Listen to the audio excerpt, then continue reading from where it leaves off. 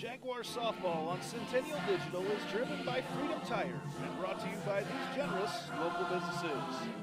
Picturage Fitness, Weicker Realtors, the 515 Agency, Gershman Mortgage, Lane Family Wealth Management, Sinorama Ankeny, Wendy Thompson, an affiliate of Humble Travel, Springer Floor Care, Sonny's Pizza Bistro, Lamberti Goki Lucci Law, and Lincoln Savings Bank, member FDIC.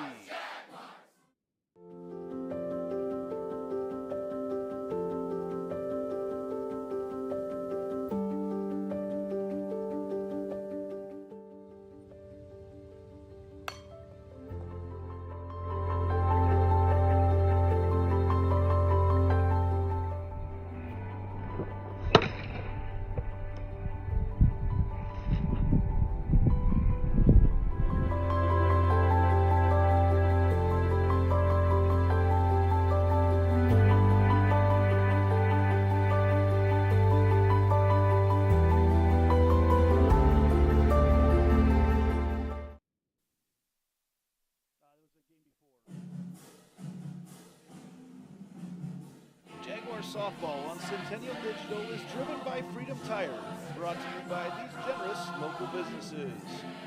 Part of Ankeny Animal Hospital, Cabaret Sports Bar and Grill, Ted Sandine Photography, the Ankeny Real Estate Group, U.S. Cellular, Made at the Shade, the Edward Jones Office of Ken Patterson, Smash My Trash, and Sembro Family Vision.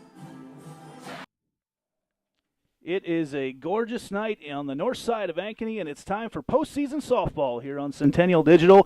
It is the Iowa Girls High School Athletic Union postseason softball tournament starting tonight. This is the second round, technically, as the Waterloo West Wallhawks are in town to take on our Centennial Jaguars. I bring in Kevin Fisher tonight, and Kevin, over the last several years, we've had the opportunity to witness several of these types of games, and this one tonight, there's just a buzz. It's excitement every single time that you get to the postseason. Absolutely. Every offseason, or not the offseason, excuse me, postseason, it's just a little bit more excitement in the air. And as you can tell, I mean, even tonight, second round game, we got a pretty good crowd here already tonight. And I think everybody's ready to go. They're just excited for what can possibly happen here in the next couple days. Just a very, very slight breeze blowing in from left field tonight. It's not going to affect things hardly at all. We're about right at 80 degrees. It's sunny. Just a little bit of humidity in the air. The coaches are meeting right now. This is an audio-only stream tonight due to some postseason rules. We will only be bringing the audio tonight. We'll have the scoreboard up, and we'll try to give you the best idea of what's going on. This is the Sinorama Ankeny pregame show, your full-service sign and graphics company. They design, produce, and install all types of exterior and interior signs, graphics for vehicles, including vehicle wraps, walls, windows, and doors. We also do banners, yard signs, business cards, real estate, signs, trade show exhibits, and displays, flags, and more. Call us at 515-216-1240 or visit www.sinorama-ankeny.com. Starting lineups in today's game are brought to you by Sonny's Pizza Bistro. That's at 6594 Northwest 6th Drive in Saylorville, the home of the best Italian outside Italy. If you haven't had Sonny's, give it a try. Your family deserves the best. Sonny's Pizza Bistro. Join us for the weekend music on the heated patio. And now it is time for our starting lineups, and that's public address announcer Randy Vogel.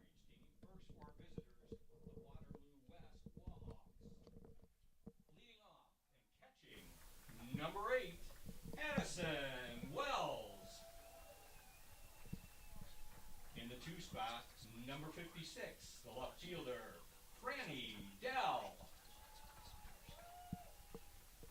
Batting third, the third baseman, number 5, Sidney Wilson. In the cleanup position, number 6, the center fielder, Bailey Shopsky. Batting fifth, the shortstop, number 11, C.C. Dell. Batting sixth, the right fielder, number 23, Addie Shopsky. Batting seventh, the second baseman, number 14, Savannah Ringhayden.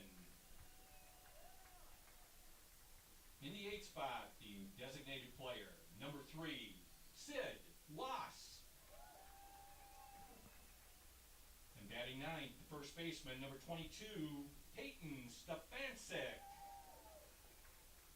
And in the circle tonight for Waterloo West, number 1, Naya Christopher.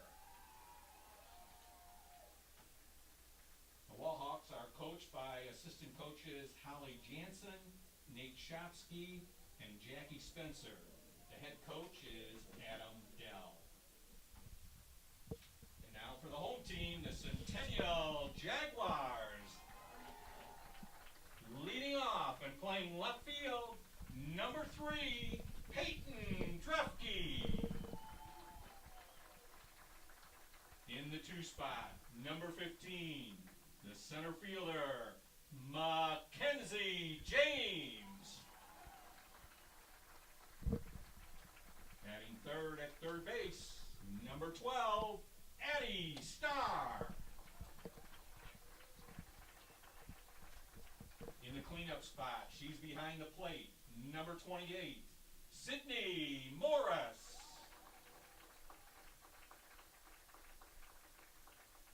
Batting fifth, the designated player, number 29, Lauren Gustafson. Batting sixth, the right fielder, number 25, Jordan Kennedy.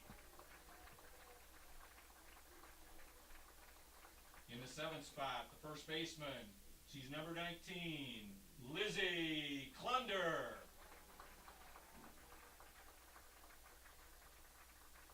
Batting 8th at shortstop, number 9, Cora Boyle.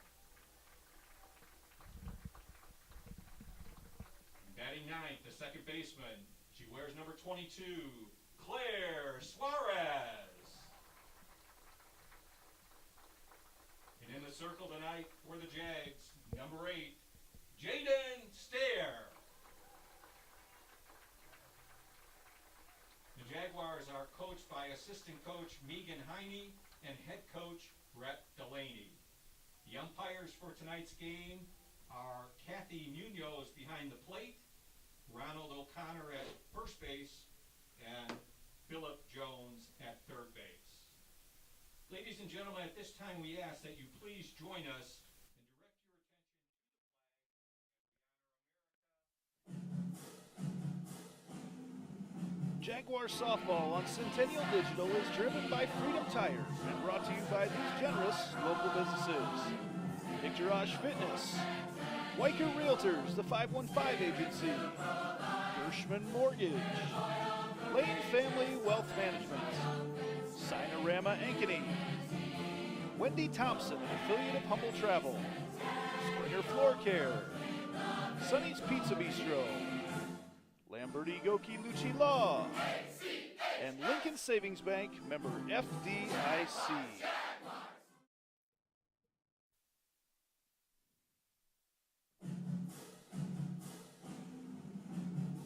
Jaguar softball on Centennial Digital is driven by Freedom Tire, brought to you by these generous local businesses: Heart of Ankeny Animal Hospital, Cabaret Sports Bar and Grill, Ted Sandine Photography, the Ankeny Real Estate Group, U.S. Cellular, Made in the Shade, the Edward Jones Office of Ken Patterson, Smash My Trash, and Sembro Family Vision.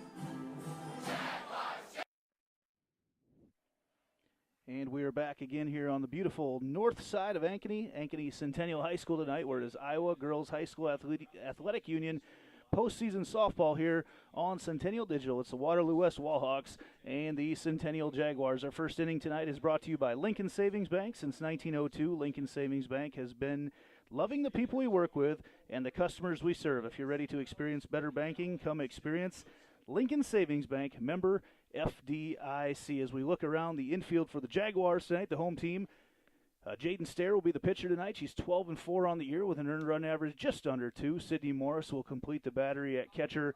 Addie Starr is the third base. Cora Boyle will be at shortstop. Claire Suarez at second. And Lizzie Conner at first base. Around the outfield, Peyton Drefke, Mackenzie James, and Jordan Kennedy. And Kevin, tonight, as we look at things, how important is it for the Jags just to get off? I mean, there's no doubt we won't sugarcoat it. The Jags are definitely the favorite tonight. As you look at seedings, I mean, they seed things early on.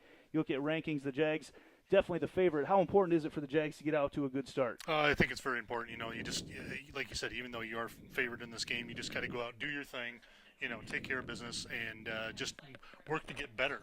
That's what the goal is all through the year. Tonight's another night just to work to get better and take care of business. Addison Wells will lead things off for the Wallhawks, followed by Frannie Dell and Sidney Wilson. Wells is the catcher, junior catcher here for the Wallhawks. And if that last name sounds familiar, her dad will be up calling the state tournament for Iowa Public Television next week. Brad Wells is her father. Had him up in the press box earlier talking some softball. And Addie steps up to the plate right now against Stair.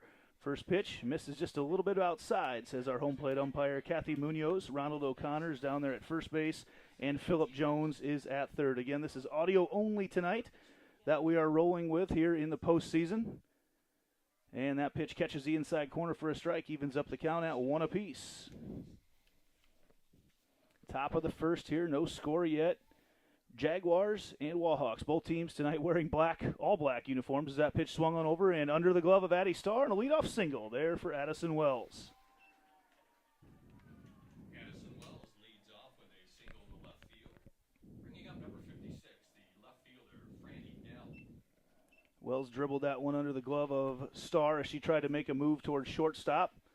Couldn't quite make the play, and that'll bring up now Frannie Dell, the left fielder, just an 8th grader.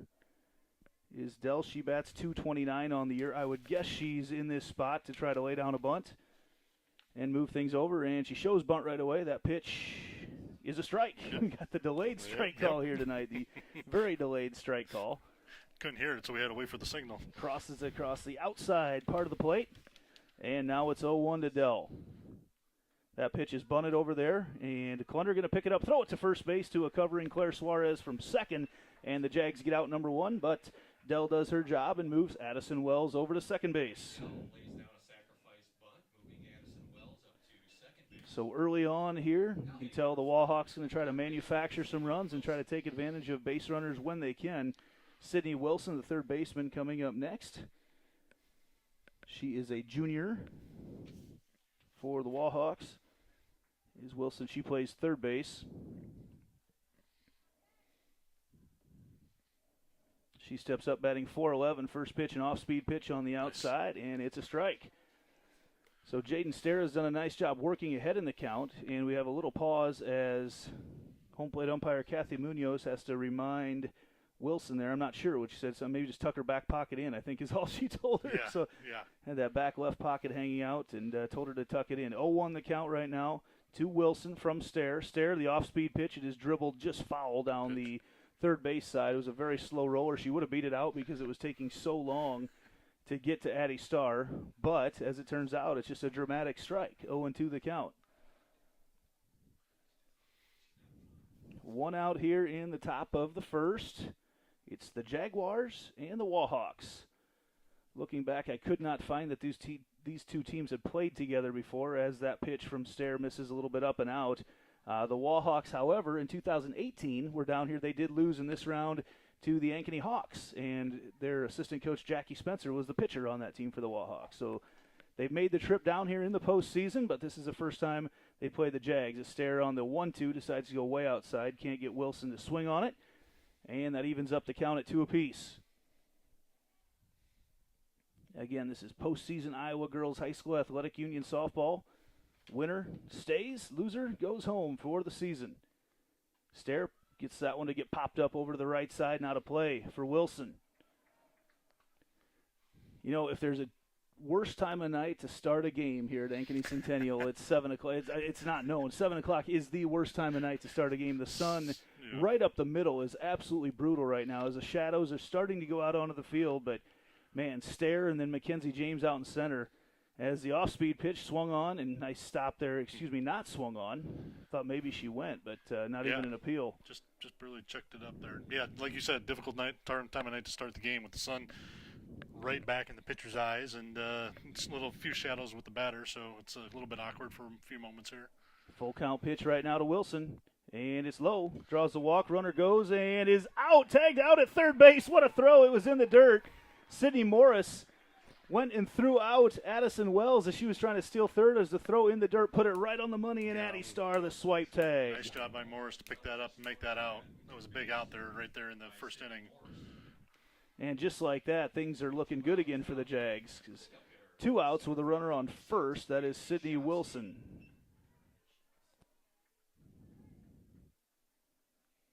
That first pitch from Starr is inside and low for ball 1.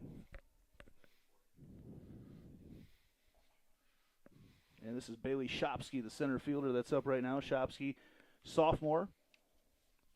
2 outs right now for Jags in the top of the second, trying to keep a goose egg on the board for the Wallhawks. That pitch swung on, and Claire Suarez picks it up, decides to throw it to first base to Klunder. Took a glance real quick at second, decided to throw it over to first.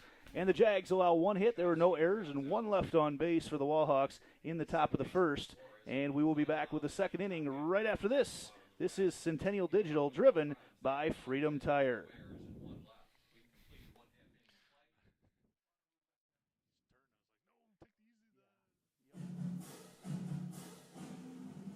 Jaguar softball on Centennial Digital is driven by Freedom Tire and brought to you by these generous local businesses.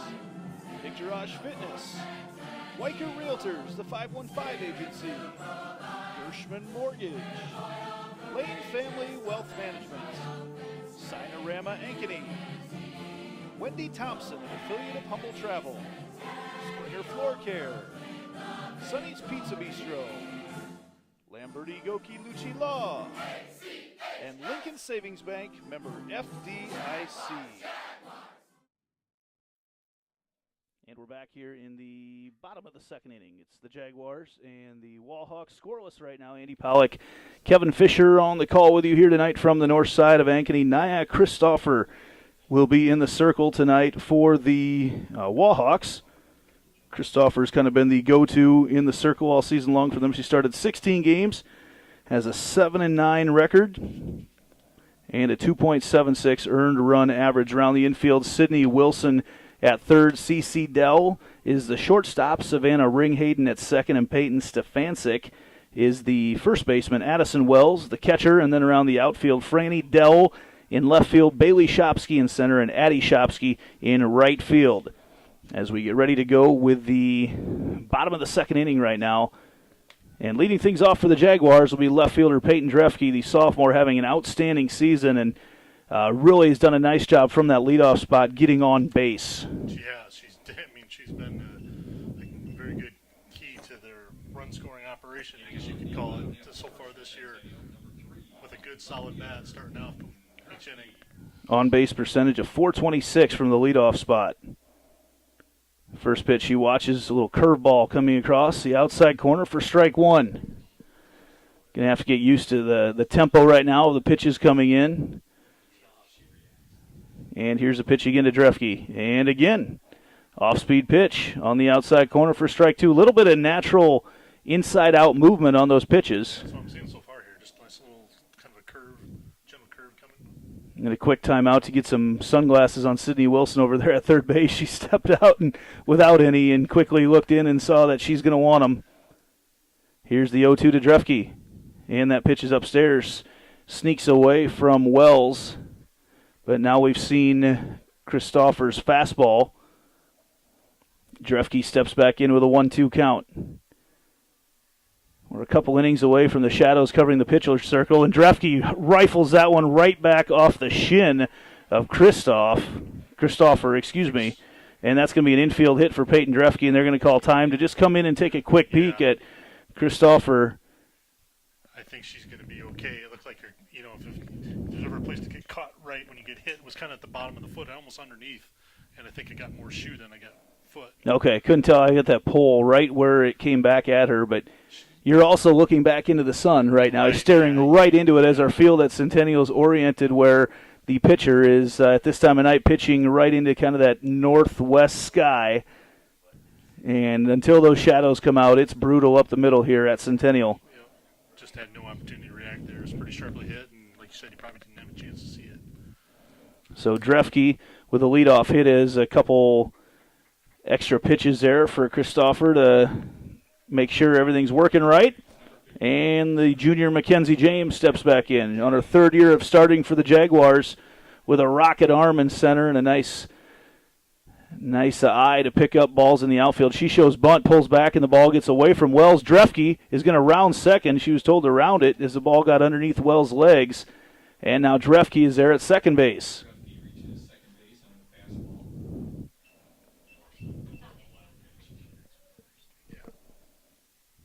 First pitch was a ball, so that'll make it 1-0. And now the Jags early on with a runner in scoring position. For Mackenzie James, a 1-0 count. Shows bunt again, lays it down right down in front of the base. Addison Wells throws it out into right field. Drefke's going to come home to score, and in at second base is Mackenzie James. The throwing error went over the top of the first baseman and all the way out into right field, and the Jags here in business early on.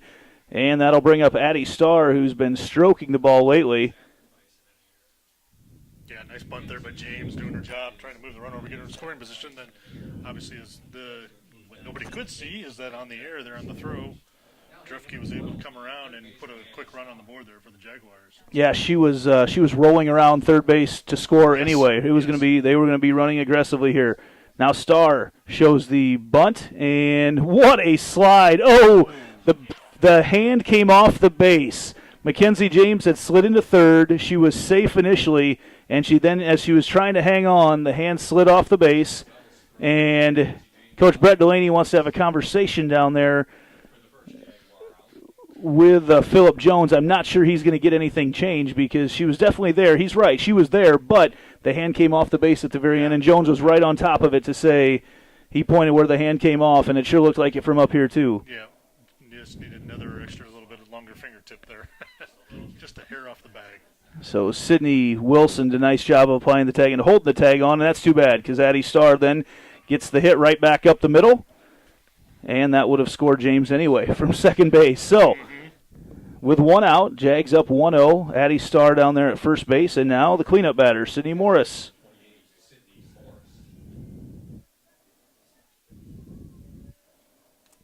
Jags early on looking to try to manufacture a couple. Might settle in here a little bit more and take some hacks at the pitches here shortly as Morris watches the first pitch. It does cross the outside corner, takes a nibble of the corner of the plate for strike one.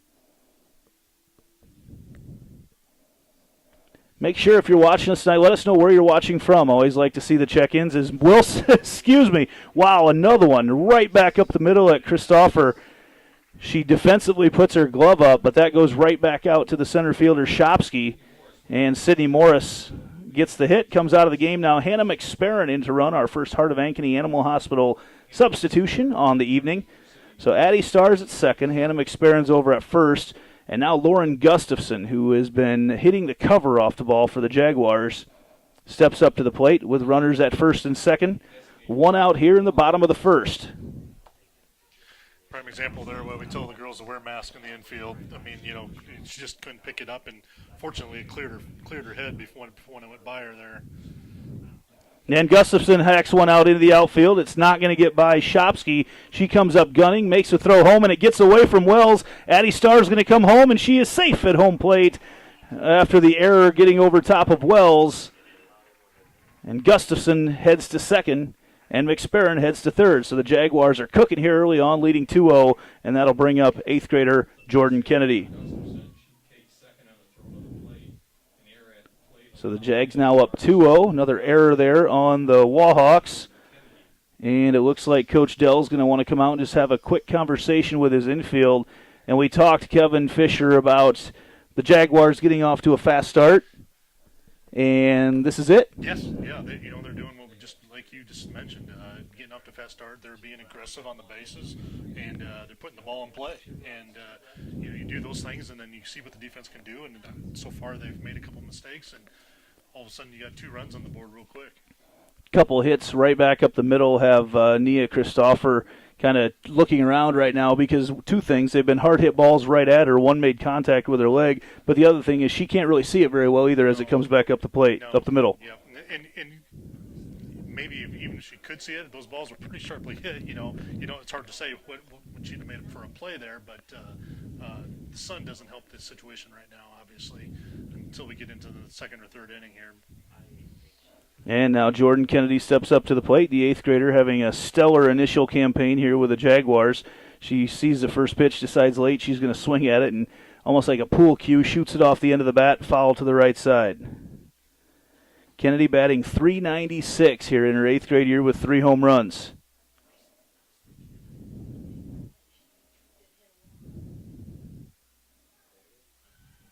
And she bunts one again. That's going to score, and Kennedy is home. Oh, boy, Gustafson rounded third hard. We got a hot box coming between Gustafson. They throw it home, and now Kennedy's rounding second. Gustafson stays in the box. Still going. Wells has that catcher. Throws over to third. Now Gustafson's going to run home and tagged out at home.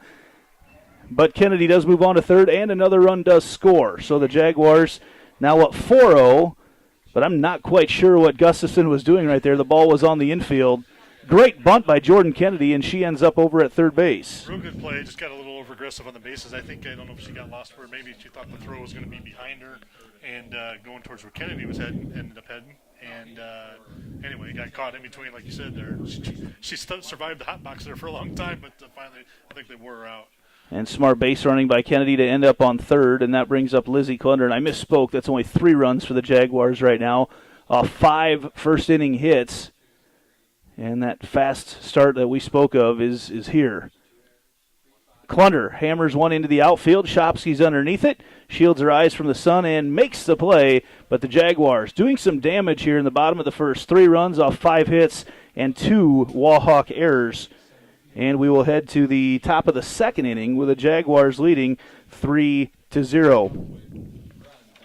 Don't forget to stick around after the game to find out who our Lamberti, Goki, and Lucci Law Player of the Game is. Your local attorneys and a team to fit your legal needs. Reach out to us at LGL Law, 515-964-8777, or online at AnkonyLaw.com. So a great start for the Jaguars there, hitting the ball very hard as they come up through. And now the Wahawks going to try to put a dent in this quick 3-0 lead, sending up to the box, C.C. Dell, Addie Shopsky, and Savannah Ringhayden.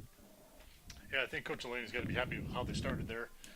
Get that first defensive inning out of the way. No matter how experienced the Jaguars have a lot of experience on this team. They are young underclassmen still, but on several individuals. But getting through that first inning is always sometimes there's those postseason jitters, and I think they did a good job working their way through it and putting a few runs on the board. Well, and you hate to say what if, but it could have been a bigger inning too. 2 outs on the base paths there for the Jaguars. Right.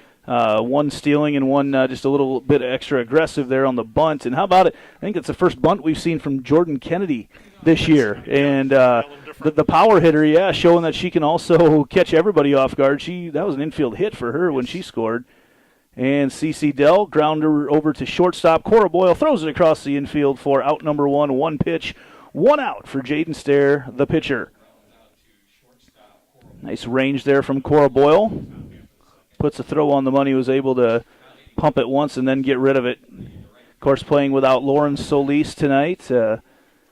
Not able to have her around as she had a ball. There's a pop fly to the outfield, and Boyle actually makes the play just behind second base. And there's 2 pitches and 2 outs to Cora Boyle. Could we get the 3-pitch 3 outs right now? We'll see. Yeah, Cora's having to take over a little bit different duty tonight with Lauren's injury there, and those are some things you just got to overcome. Next person up. You've heard that expression before, and you just fill in and you just keep rolling. So we've got a 6-3 and an F6, and they watch that pitch right away. This is Savannah Ringhayden up to bat right now, and we will not get the 3-pitch inning, as there's 2 outs right now in the top of the second. There's a strike on the outside corner. And it's 1-1, evens up the count there. Like to see Stair, that fastball for hers. It's not overpowering, but, man, when she brings it after throwing some of the other pitches, it looks a lot faster. That ball hacked in just over the outstretched arms of Claire Suarez at second base. As she timed it up pretty well, but just couldn't quite get up high enough. For it, just a little bit out of reach there, about a foot higher there. And Ringhayden gets the single, and that'll bring up the designated player, Sid Wass. Looking around the Wahawk crowd, I'm sure her dad Ian's out in the crowd there tonight. Guy I've known for a long time. Played against him in high school and with him in college up in Denver, Iowa, former Cyclone. Played for Mark Gunther up there. We won't talk about who won the games. It's all because of Dave Devine. That's why they're able to win over there at Denver. Was had nothing to do with it. I hope he's here. I hope he's listening. Or at least come back and listen to it later. Daughter sit up right now with a 1-1 count and 2 outs here in the top of the second. You may get the conversation from him between innings. Oh, I wouldn't mess with him, that's for sure. And that pitch just misses. As Sid Morris turns around and asks Kathy Munoz where it missed, she said it was a little bit high. So high and on the outside corner. So now it's 2-1. And misses that one outside as well. So one of the first times tonight we've seen Stair get into a 3-ball count here in the top of the second with 2 outs. Should have a full count earlier, I guess, on I believe it was the first batter of the game, Addison Wells. But now it's 3-1 to Was. That pitch on the outside corner for a strike. Yeah, she's really working that corner well. We've seen it over the first 2 innings now, and it's a nice little corner to have. Keep the batter a little bit off balance. So now full count pitch to Was with a big pink bow in her hair. Here's the pitch with 2 outs. Swung on, ground up the middle. Stair can't quite get it, goes off her glove. And then Suarez trying to make a play. Suarez ends up rolling it over just in front of the dugout. And they go, and Was is safe at second as well. So that was not an error, that was an infield hit. But then Suarez compounds it by trying to make a play from second base and throws the ball away. Yep, ball got away there. She was, I understood the intent there, trying to make a quick flip. And just never got good control of it and got away from her when she tried to throw it over to first to Clunder. So now they're going to come out and discuss. I'm not sure what they're going to come out and talk about. If the ball ever went into the dugout, I guess I don't know for sure.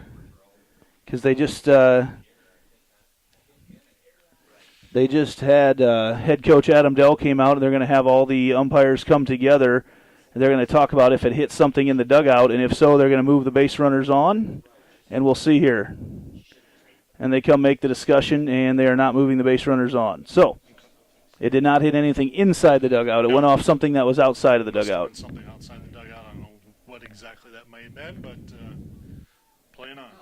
Yeah, runners on second and third right now, and then the number 9 hitter, Peyton Stefancic, up to bat right now. Stair goes outside, catches a corner for strike 1. Runners on second and third. That is Ringhayden on third, Was on second. 0-1 count with 2 outs here. There's a pitch that is hacked into the outfield, and that's going to drop in fair. 2 runs come around to score for Waterloo West. And the number 9 batter hits a single, and it scores 2, Peyton Stefancic. Yeah, Stefancic kind of went up there and it looked like she was fighting it off, but she actually pulled it over there and just short, shallow left field, and was able to get it down and bring the runs around. Well, and Drefke is playing a long ways into the field there, leaving a lot of space. It almost dropped about where she normally would be able to make. Well, it did drop where she normally would be able to make the play, but she's shaded about 15 feet into center field out there in her left field position. You also wonder how she saw it real fast off the bat or not, too. And another hit up the middle. It goes to Cora Boyle. She throws it across to Clunder for the out, and the Jags get out of that one. Still with a lead, 3-2. However, 3 hits for the Wallhawks there and an error for the Jaguars. It allows the Wallhawks to get right back in this game. It's 3-2. Jaguars in the lead. We'll head to the bottom of the second and be back right after this. Centennial Digital, driven by Freedom Tire.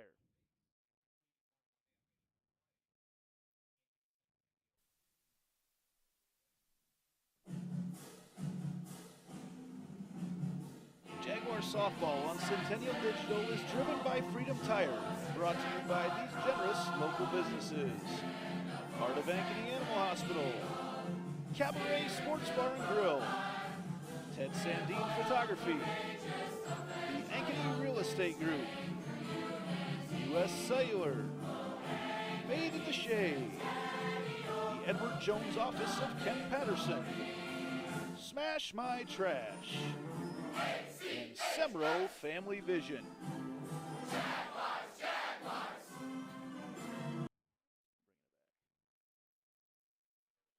And welcome back to Centennial Digital, driven by Freedom Tire. We head to the bottom of the second. Waterloo West does a little damage here in the top of the second. one Centennial error and a couple hits, and suddenly they find themselves right back in this one. And the Jags had the fast start, but that's one way for them to claw right back into this one.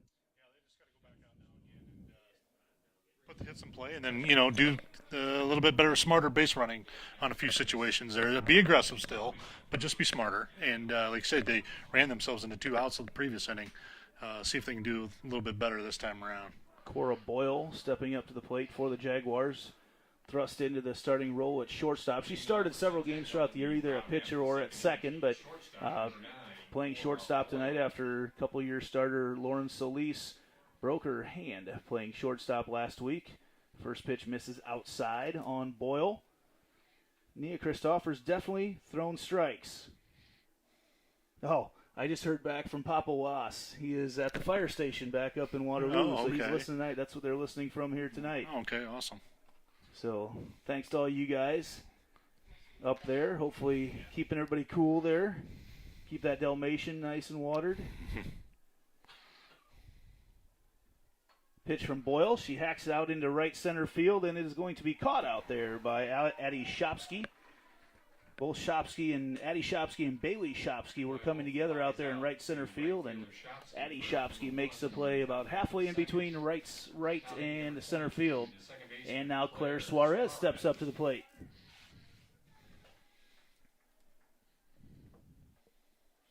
Suarez watches the first pitch for a ball. Suarez has kind of been the hero of the last couple of games for the Jaguars. Walk-off home run against the Hawks. Last week, she watches that pitch on the outside corner where Christopher is definitely using as much of that plate as she possibly can, really working that outside corner. That's why we've seen a lot of Jags hits are middle to the right side of the field. Goes outside again. That one misses. She's done a good job working that outside corner.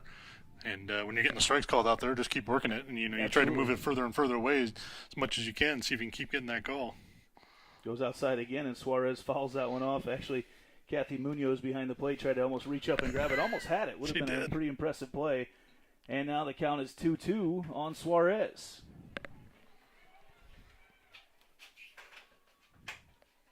Here's the pitch from Christopher. Off-speed pitch. Suarez hammers it over there to Sidney Wilson at third, and she rifles it across. 2 up, 2 down right now for the Jaguars. We head back to the top of the order with Peyton Grefke. To the top of the order for Centennial, number 3, Peyton Drefke. Drefke steps up.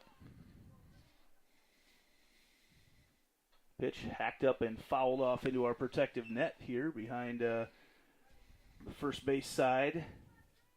A couple balls have been collected in there, it looks like, today. Baseball practice must have taken place this afternoon. Yeah. Here's the pitch again. Way outside there. A little off speed from Christopher. Evens up the count at 1 apiece.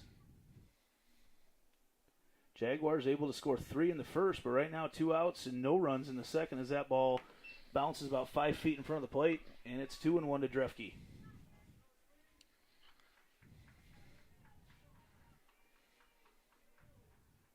And that pitch misses outside. 3-1. Well, let's see if Peyton being the lead, see if she can get something started here. It's a little 2-out rally, and see if they can put a run on the board somehow. Yeah, those first 6 batters made very solid contact. Drefke puts that one in. That's going to be a hit for Drefke. Out to right field, put it right through, right between Savannah Ringhayden and Peyton Stefancic over there at second and first. And she gets that 2-out hit, and now Mackenzie James comes back up. Now, Mackenzie James gets swinging. We only saw her bunt early on, but this is the right type of pitcher for her. She takes those big hacks. Mm-hmm. Love to see her put a charge into one right now. So with Drefke on first, Mackenzie James up to bat. Off-speed pitch is a strike.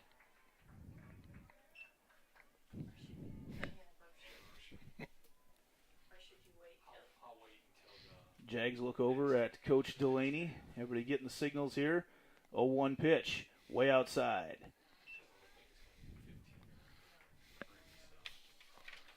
One and one the count right now to Mackenzie James. Peyton Drefke over at first base. Nia Christopher, as James shows bunt, pulls back and hacks that one out, and it is going to be caught. Nice snow cone catch, actually, by Savannah Ringhayden in foul territory. Comes from second base, makes the play over behind first base. Little snow cone there.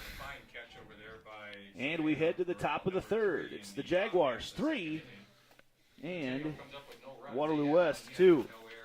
The third inning is a great time to tell you about the Ankeny Real Estate Group. Visit their website at www.liveankeny.com and see their 3 ways to sell your home in Ankeny. That's www.liveankeny.com. Thanks as always to Michael Heider and Colin Pansy for their support of everything we do here on Centennial Digital. And also so many activities in Ankeny. I would imagine, though, those guys are not here tonight with a pretty big event going on a few blocks south of here. Yeah, Summerfest going on, right? Big weekend. Big weekend for Ankeny.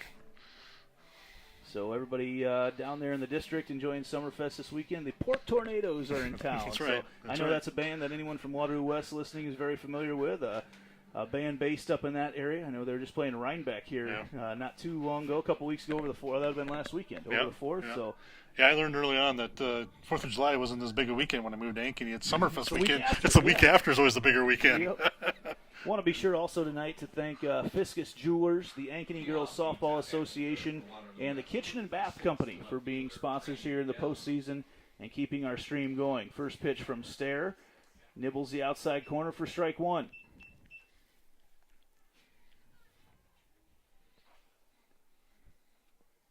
Up to bat right now for the Wallhawks as that ball's fouled off. That is a Frannie Dell.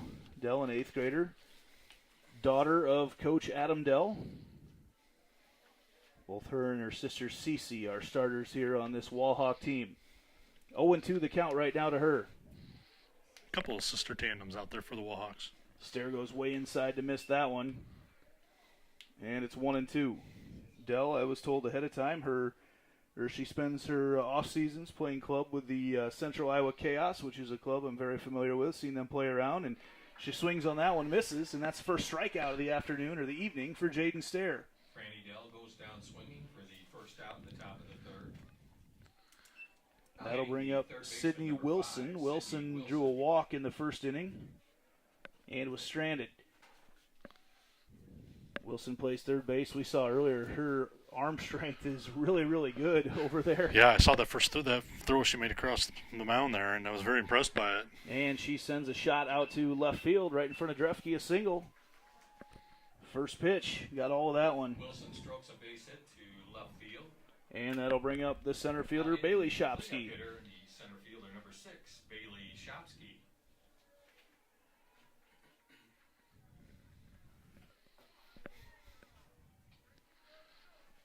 The runner on first over there is Sidney Wilson. First pitch gets away from Stair.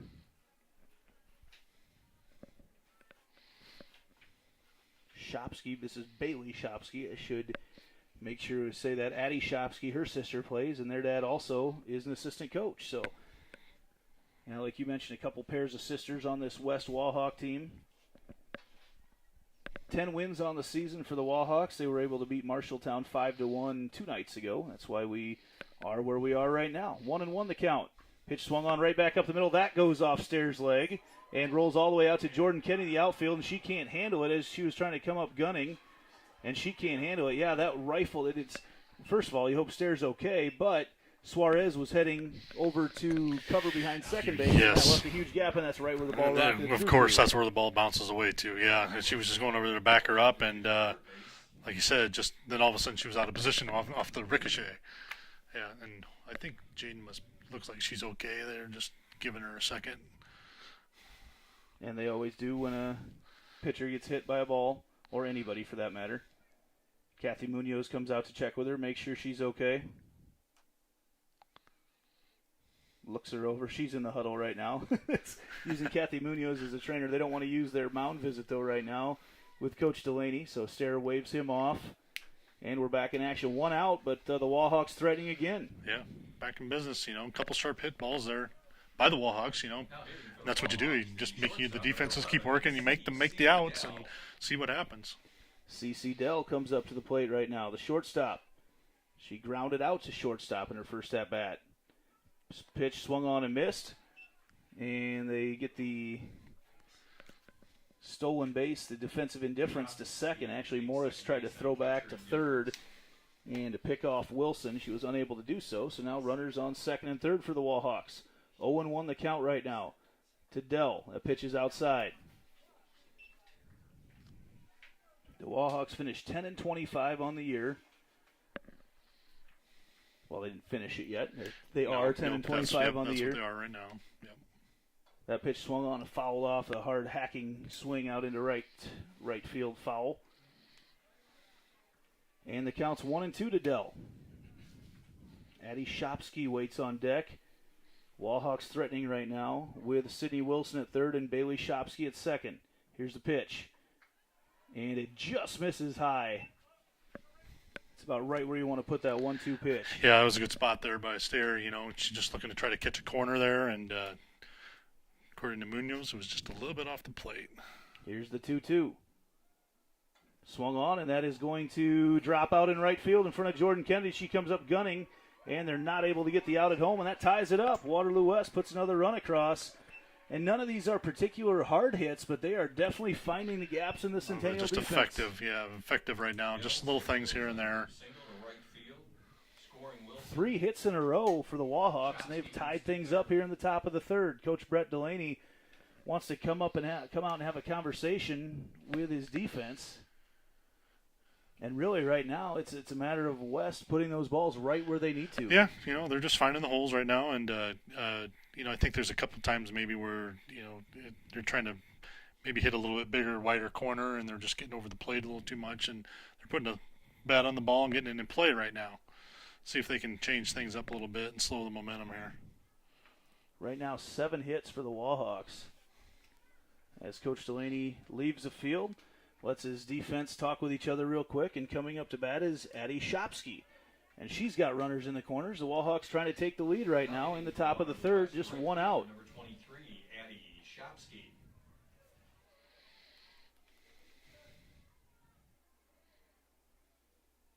Stair digs in. The shadow's almost over her, and that first pitch on the outside corner for a strike. So close to getting the pitcher in the shadows right now.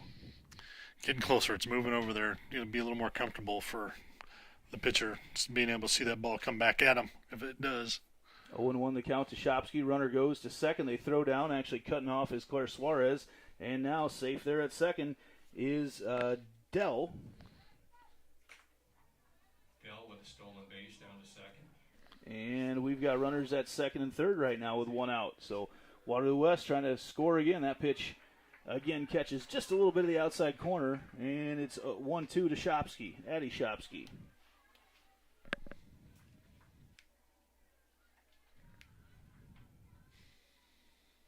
Waterloo West giving the Jags everything they can handle here early on as Stair goes way outside there on the 1-2.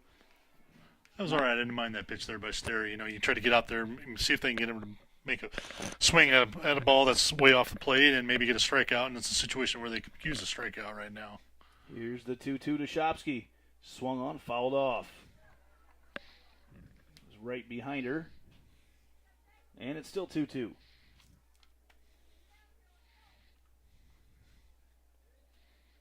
Waterloo West with 7 hits off Centennial ace Jaden Stair here just through right now 2 1/3 innings. That ball is fouled off again over to the right side.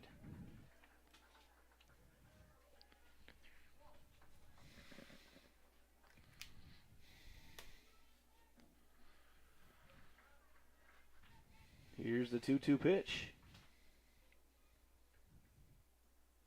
And that's fouled off again. Keeps fighting it off over there. A good quality at bat right now from Addie Shopsky. You know, when you look at the West lineup, a lot of underclassmen, you know, and they probably make a few mistakes here and there. We saw that already in the game. But what I've been impressed so far is they get up there and they swing the bat. Yeah, they go after hit the ball very well. That pitch fouled back once again, right back at us.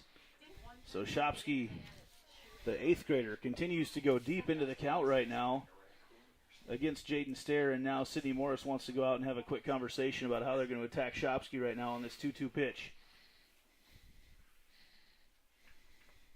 Busy week here, or busy weekend, extended weekend on Centennial Digital. We had baseball last night, softball tonight. We will take tomorrow off, and then more baseball on Monday, and if the Jags can win this, we'll have more softball on Tuesday. Yeah, that's a busy week.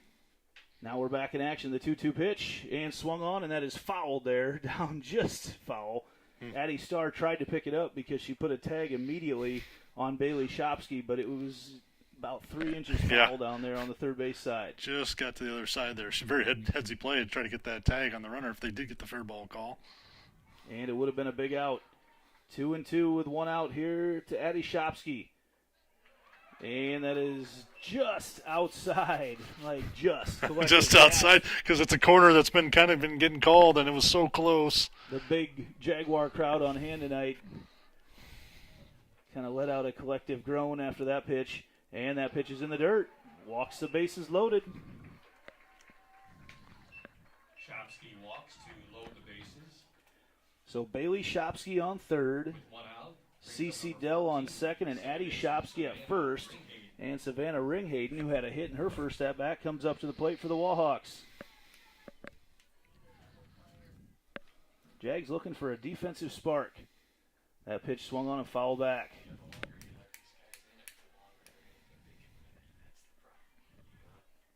Sitting here in the top of the third right now. 0-1 the count right now to Savannah Ringhayden.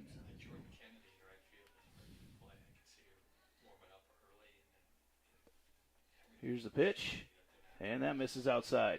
Stara's had to throw a lot of pitches. We don't keep the pitch count up here, but she's had to throw a lot of pitches so far through 2 1/3 innings. And these Wallhawk batters are making her go deep. Here's the 1-1. And that is on the outside corner. We had to wait for the call, but it is there. Wasn't sure. Kind of very similar to the pitch that we thought was the strikeout pitch before, or the crowd did anyway.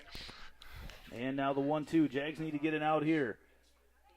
And that was probably just a little bit high. It definitely caught the corner, but just a little bit high there to Ringhayden, and that evens up the count at 2 apiece.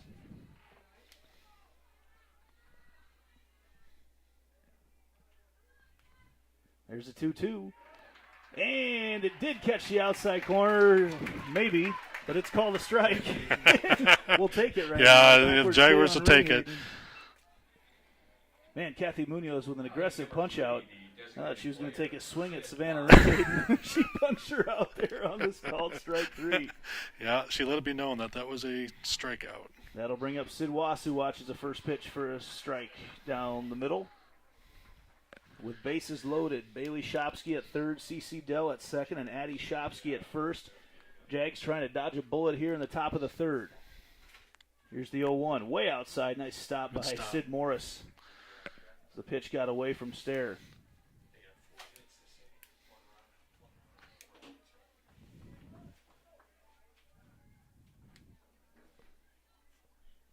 And now 1-1 with 2 outs.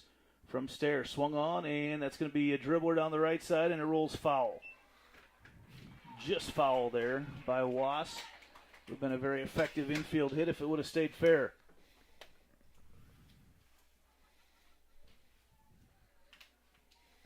And she comes back up to the plate with a 1-2 count and 2 outs, and bases full of Wallhawks here in the top of the third.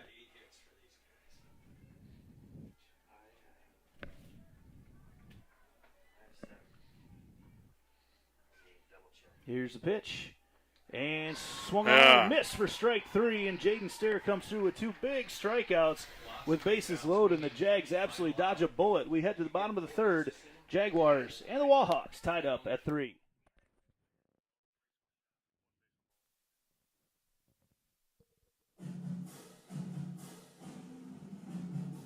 Jaguar softball on Centennial Digital is driven by Freedom Tire. Brought to you by these generous local businesses. Part of Ankeny Animal Hospital. Cabaret Sports Bar and Grill.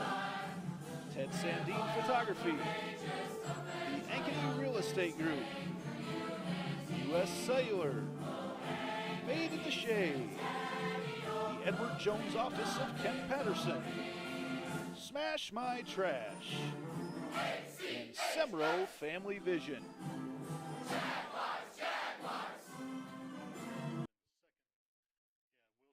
And welcome back to Centennial Digital, driven by Freedom Tire. As we head to the bottom of the third, and the Wallhawks, giving the Jaguars all they can handle right now. They pounded out 7 hits. And honestly, if they wouldn't have had a couple errors, they'd be leading in this game right now. It's 3-3. Jags just trying to get a spark. They came in tonight with a little more business-like approach than they normally come into games with, and the Wallhawks out there having fun and throwing the ball around and making some plays. Yeah, I think they're just a little bit tight right now, and it's kind of something that'll happen in postseason play sometimes. And it was a situation where we talked about at the beginning of the game that I think Centennial was obviously favored in this game, but things on paper get thrown away once the game starts. You got to go out there and take care of business. So I'm not sure what happened out in left field, but Coach Dell is out there talking with his daughter, Frannie Dell, and actually a couple different coaches out there, and now the home plate umpire, Kathy Munoz, is going to go out and find out what's going on. Now it's going to send a couple umpires out there. Not sure exactly what's going on. I don't know. I didn't speak. I don't know if something happened in warm-ups or what's going on here. I didn't catch that. It was a little bit before I was sitting. It was a little bit out of my view, and then all of a sudden I looked out there when you mentioned it, and there's something obviously developed there during the. So now the home plate umpire's out there as well. All the way out in left field, Kathy Munoz went. And out there right now, Adam Dell is out there talking to his daughter, 8th grader Frannie Dell, and Kathy Munoz. It's a three-way conversation. Munoz likes to get right in the middle of it. We saw that earlier with a couple, and she's drinking water out there. I don't know if she's a little dehydrated or what's going on. Maybe she looked a little woozy and Dad caught sight of that or something. Just noticed she wasn't acting right, or I don't know. All right. Well, they come off, and they're going to leave Frannie Dell out there in left field as she stretches out a little bit. Okay. Everybody taking their time coming back to the infield as well.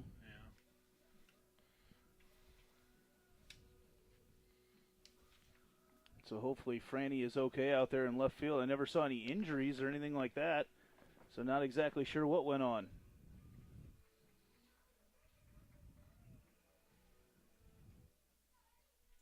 And we're back to play right now. So Addie Starr going to come up to the plate right now. Had a single in her first at-bat today against Nia Christopher. 3-3 game here, Jaguars and Wallhawks heading to the bottom of the third.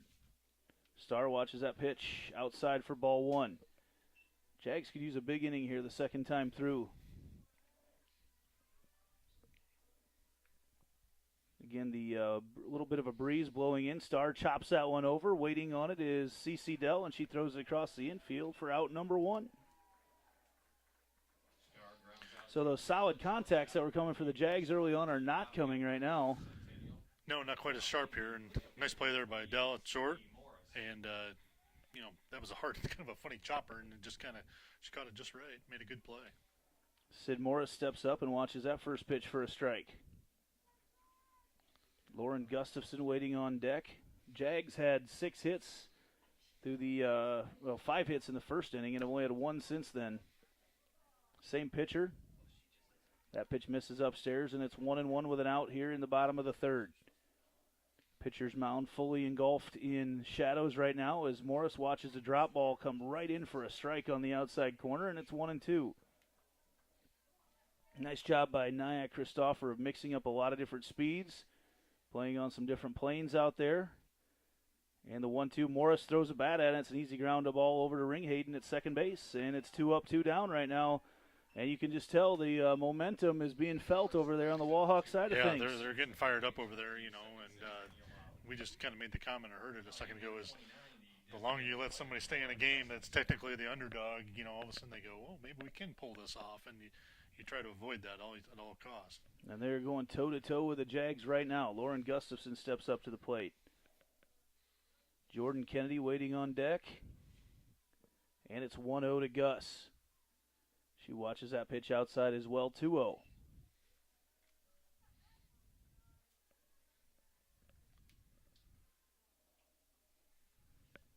Christopher digs in once again, throws a strike.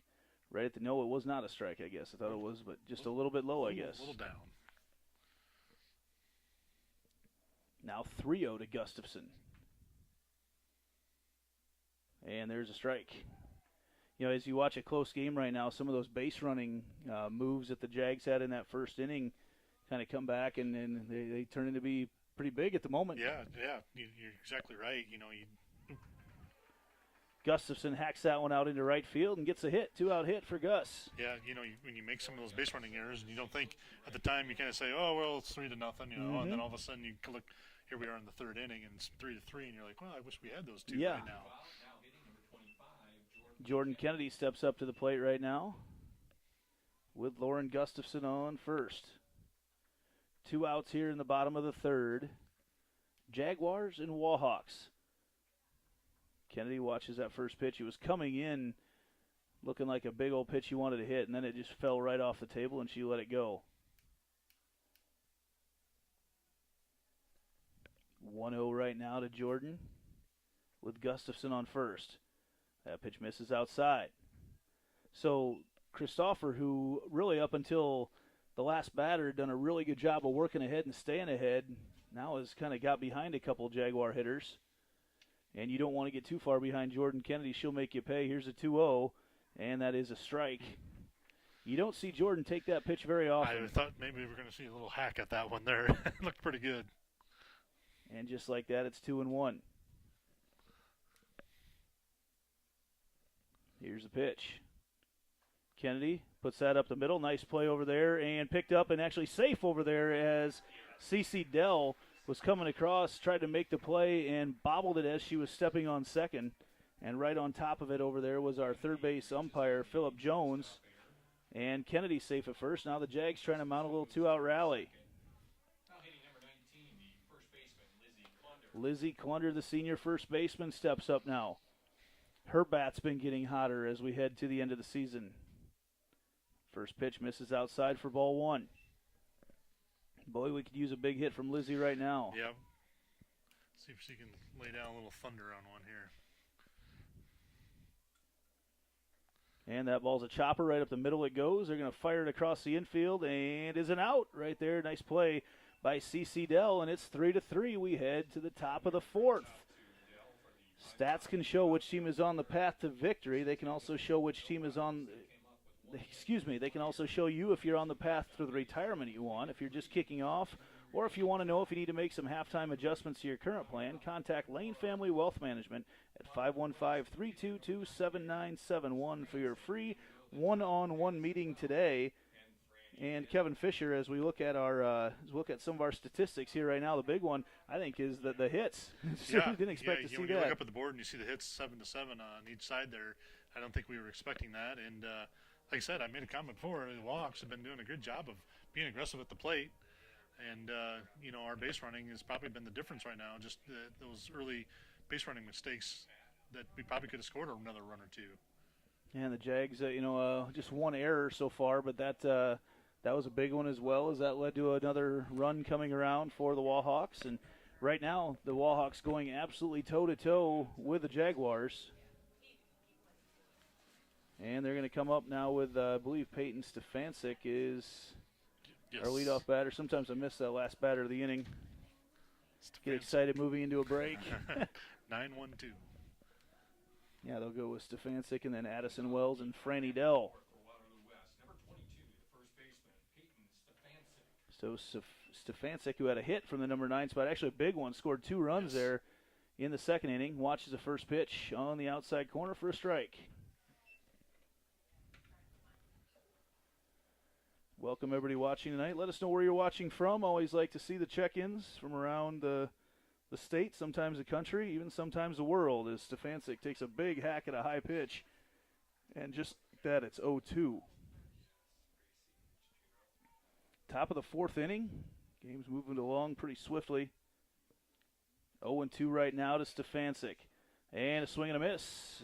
Stair gets her 4th strikeout of the night. That's actually 3 in a row right now for Jaden Stair. Back to the top of the order with Addison Wells.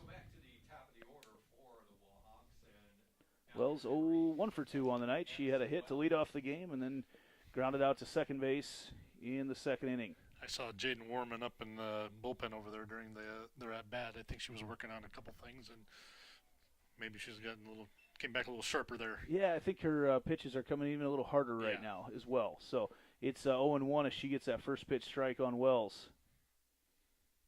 And that ball hacked over, and it goes over top of Clunder, and Suarez can't make the play, and there's a hit for Addison Wells. She's 2 for 3 on the night.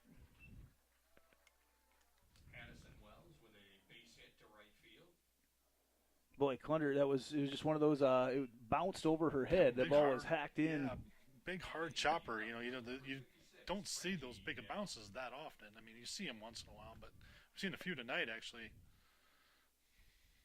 We don't have that hard of infield here, I didn't think, as Frannie Dell steps up, struck out on her last at-bat, but she's looking to probably lay down a bunt right now, see if they can get the Jags into making a mistake in the field.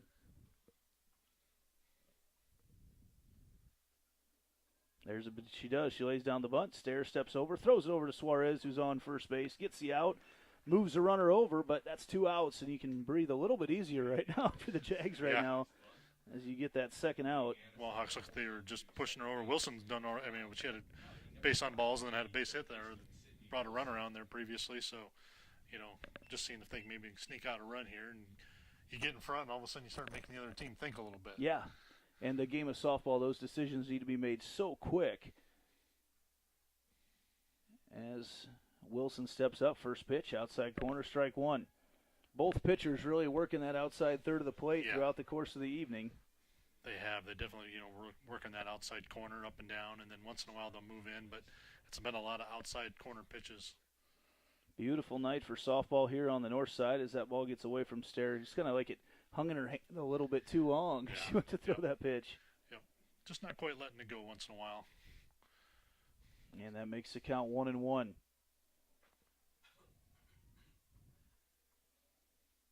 Stair looks in once again for the signal. Throws into Wilson. That ball swing and a miss. A little bit of a rise ball from Jaden there. Looking good. I like that. Looking to pick up another strikeout here now is Stair. See what she goes to for her punch out. It's 1-2 right now. Wilson steps out. Just to loosen up the wrist one more time. And we get ready for the pitch. Here it comes. Oh, the off speed just misses outside from Stair. 2-2-2. Jaguars trying to get out of this inning right now with a runner in scoring position. That's Addison Wells out there at second base. Here's a pitch. And it misses outside. I like the spot. Like I said, you just keep working that outside corner, and she went just maybe another ball or half a ball out, and Munoz didn't think it was close enough there. Here's the full count pitch. Swung on and high fly ball out into right field. Jordan Kennedy is under it and makes the play for out number 3. That ball took forever to get into her glove, but here we go. Still tied up right now. Jaguars, Wahawks. We head to the bottom of the 4th. 3-3 here. Centennial Digital driven by Freedom Tire.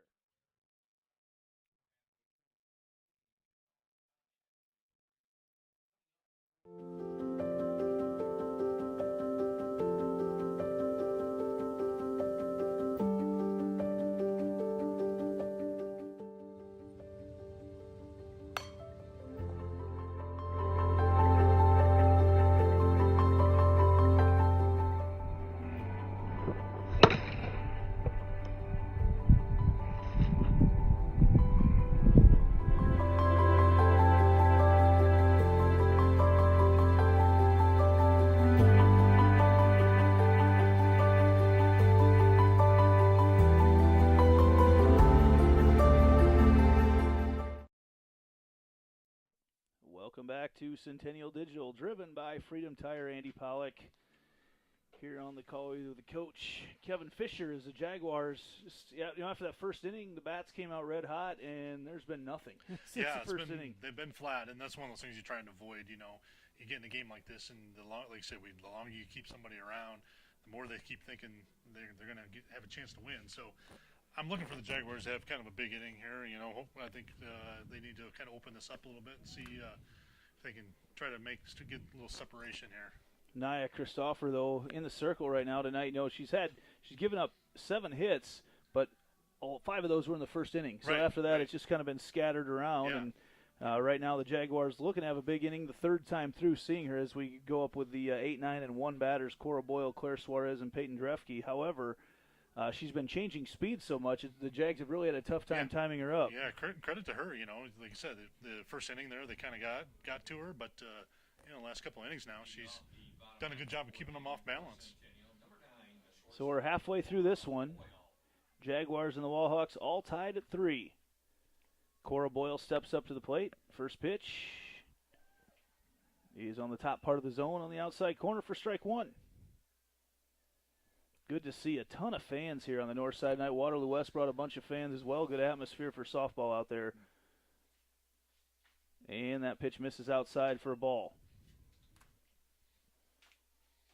Yeah, just a beautiful evening.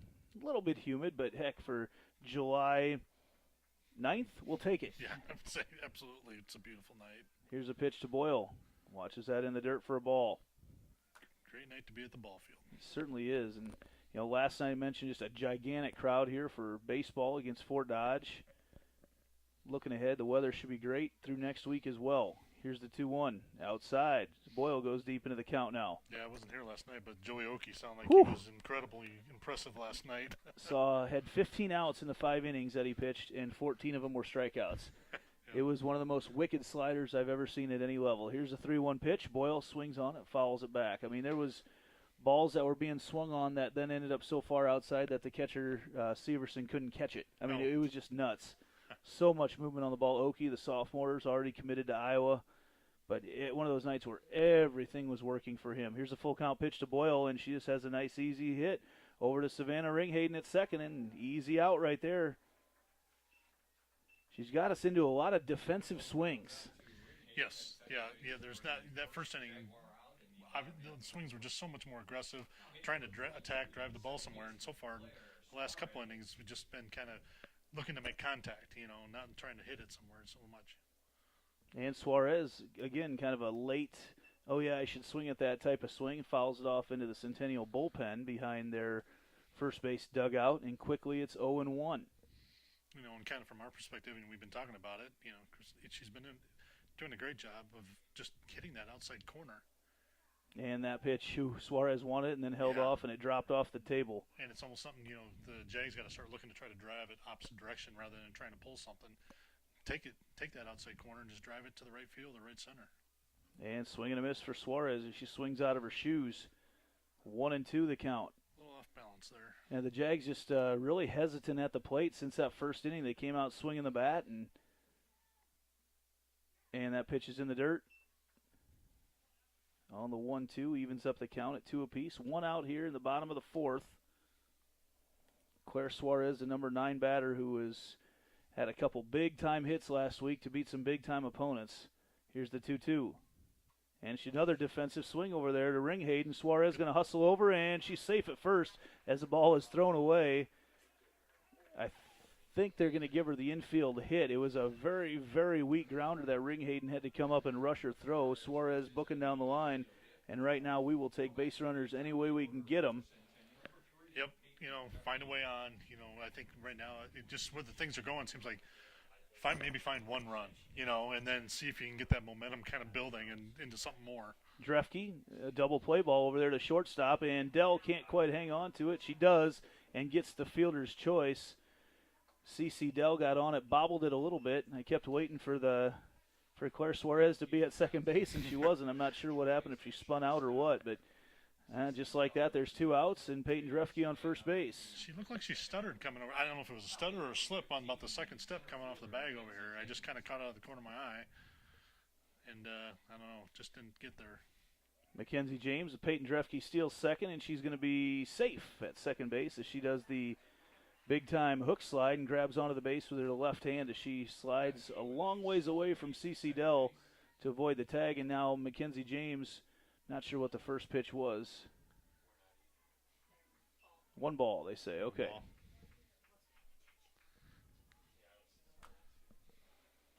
And now, James going to try to put one of the outfield with Drefke in scoring position. That pitch high and away, and it's 2-0 to James.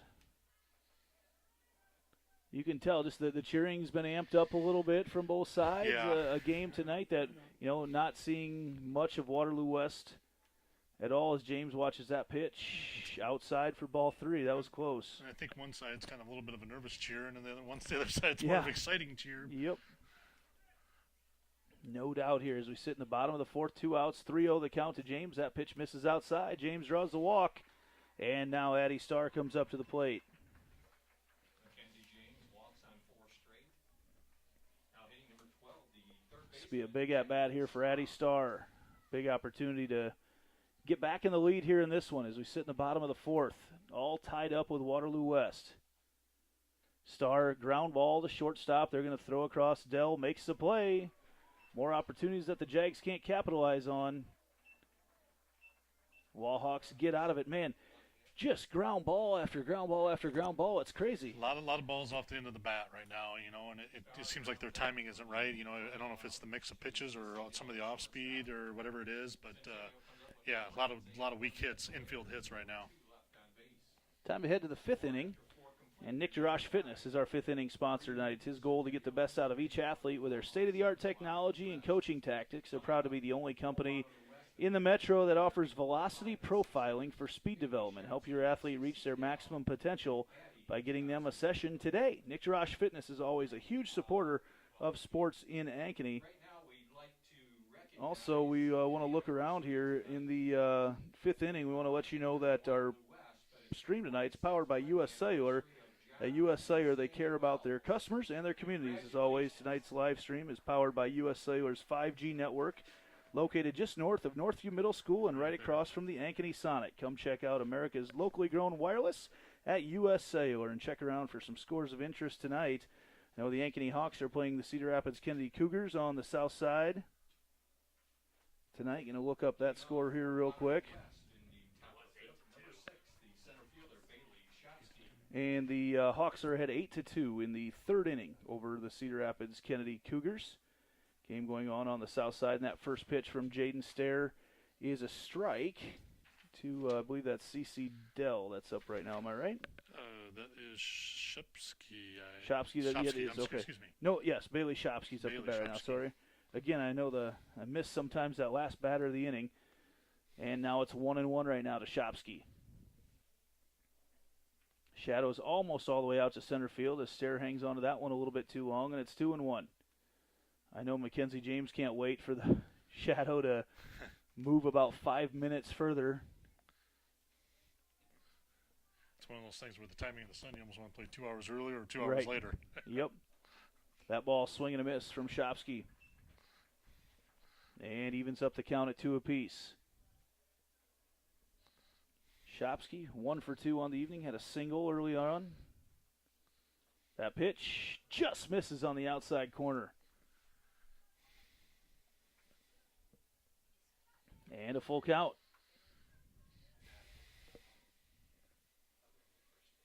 Stair looks in, takes a signal. Pitch, swing and a miss, strike 3 as Stair picks out her 5th victim of the night on the strikeout. Shopsky goes down swinging. That'll bring up the shortstop, C.C. Dell.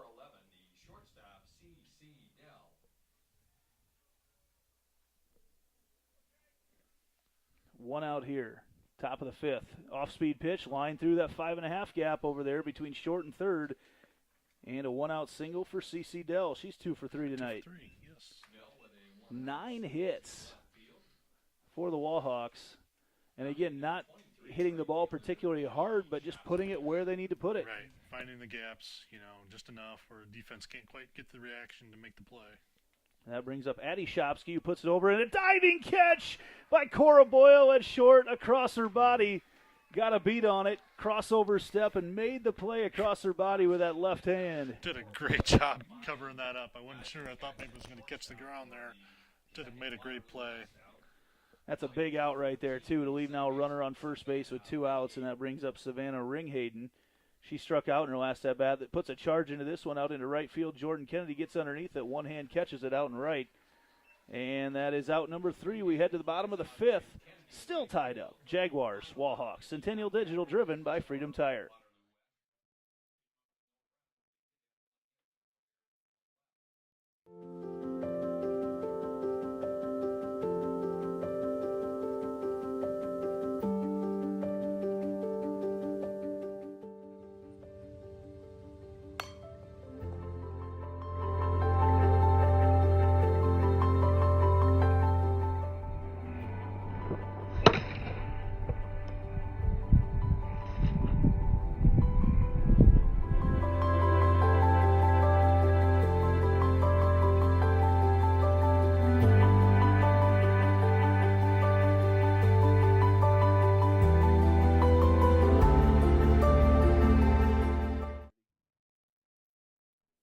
Welcome back. Bottom of the fifth. 3-3, Jaguars and Wallhawks. And the Jags' bats really tonight have been stifled since the first inning by Wallhawk pitcher Nia Christopher, who just keeps changing things up over and over again. They have not been able to time things up on her. And the first inning, man, the Jags were hitting the ball over the field, solid contact. And since then, it is weak infield grounder after weak infield grounder. Yeah, they just, have not been squaring it up very well. And, the Hawks are taking advantage of it. They're doing what they need to do. Leading off the Sidney Morris for the Jaguars, a junior, been starting since she was a freshman. 2 state tournament appearances. Sidney Morris steps up to the plate. She's 1 for 2 tonight. And she grounds one over as well to Savannah Ringhayden. And Savannah Ringhayden's going to look like an all-stater. She's going to get a lot of votes after tonight. I'd like to test her out at some point, just giving her a bunch of easy ground balls. number 29, the designated player, Lauren Gustafson. And now Lauren Gustafson steps back up. She's 2 for 2 on the night. Has been hitting the ball solidly. Does there as well. Down the line, and it is fair ball down the right. Oh, it is foul down the right field line. I'm so used to watching the home plate umpire for the signal. I forgot we have a 3-man crew tonight, so the call was made down there. Foul ball there by Ronald O'Connor. He's right there in front of it, so he definitely saw it. But Able to see it too, land when I was from my viewpoint right here. 2-foot foul. all right, that would have been extra bases for Gustafson. And that ball curves in for a strike, and just like that, the dramatic strike turns into a routine strike, and it's 0-2.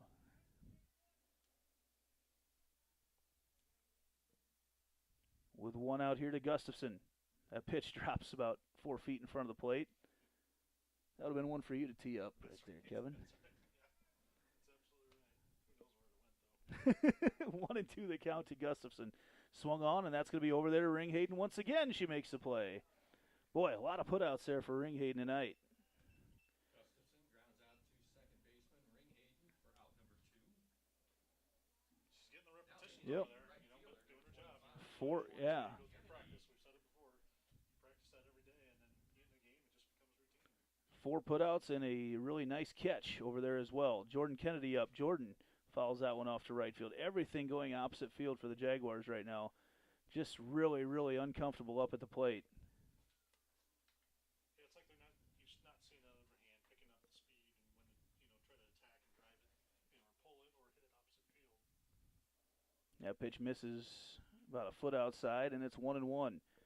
With 2 outs to Jordan Kennedy, Lizzie Conner, the senior, waiting on deck.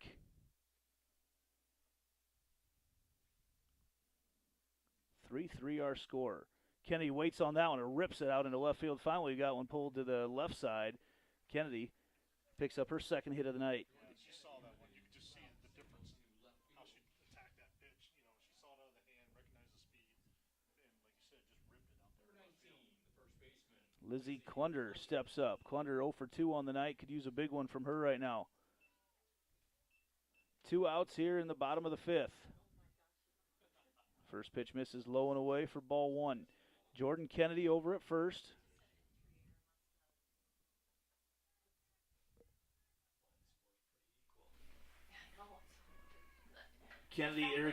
Conner rips that one into the outfield. Over there, Shopsky picks it up. Kennedy coming around to third and slides in safely. Conner in at second. The Jags looking to put in a little 2-out rally now. Nice hit there by Kennedy.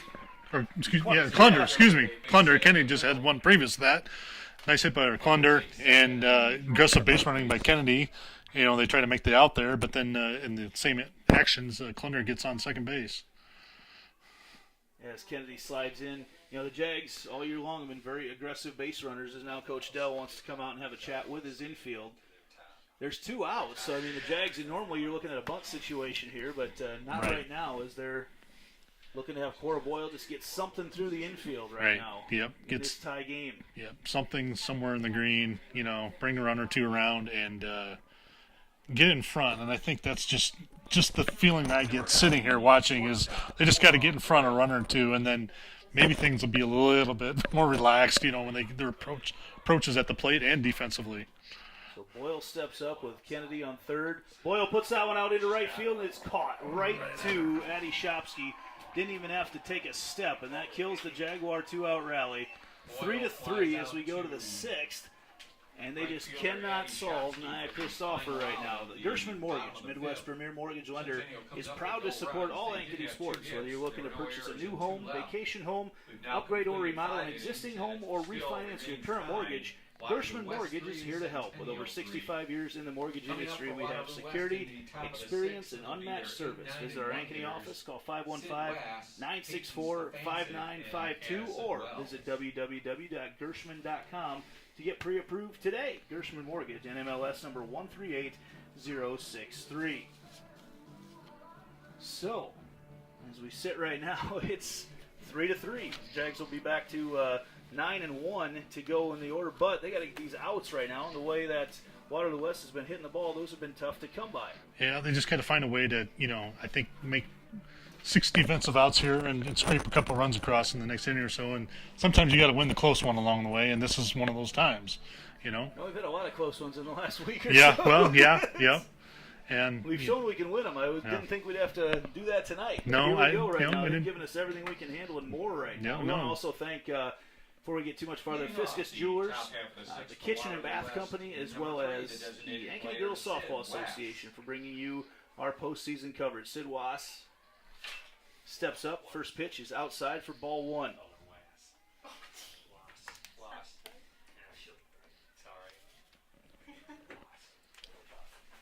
Wallhawks going to go 8-9-1 in this inning as Was fouls that one off herself, standing in the box. So just a strike, and it's 1-1.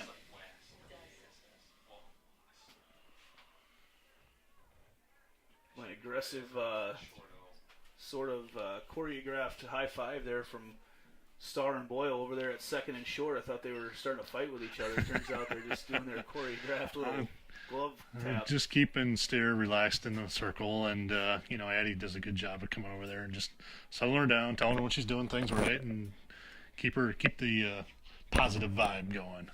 1-2 the count right now to Sid Was.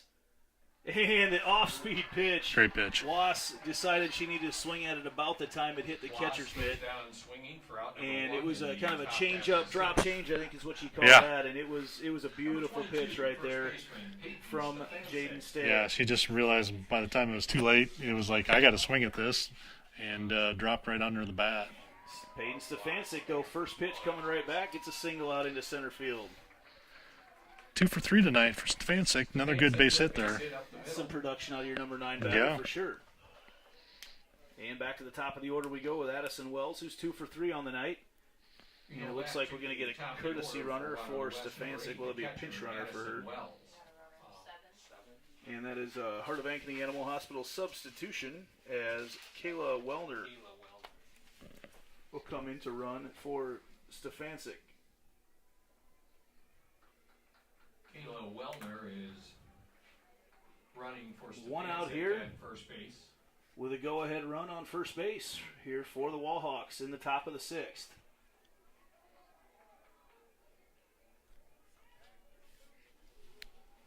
And back to the top of the order where they've actually the damage has come primarily with the bottom of the order. Bottom of the order, yeah. They've the number 9 like Stefancic, 9 hitter hitting like kind of like a leadoff, First pitch to Wells, hacked out into right field. That's a hit. Kennedy fields it, comes up right away with it, throws it in, and that's another single. 3 for 4 on the night for the leadoff batter, Addison Wells.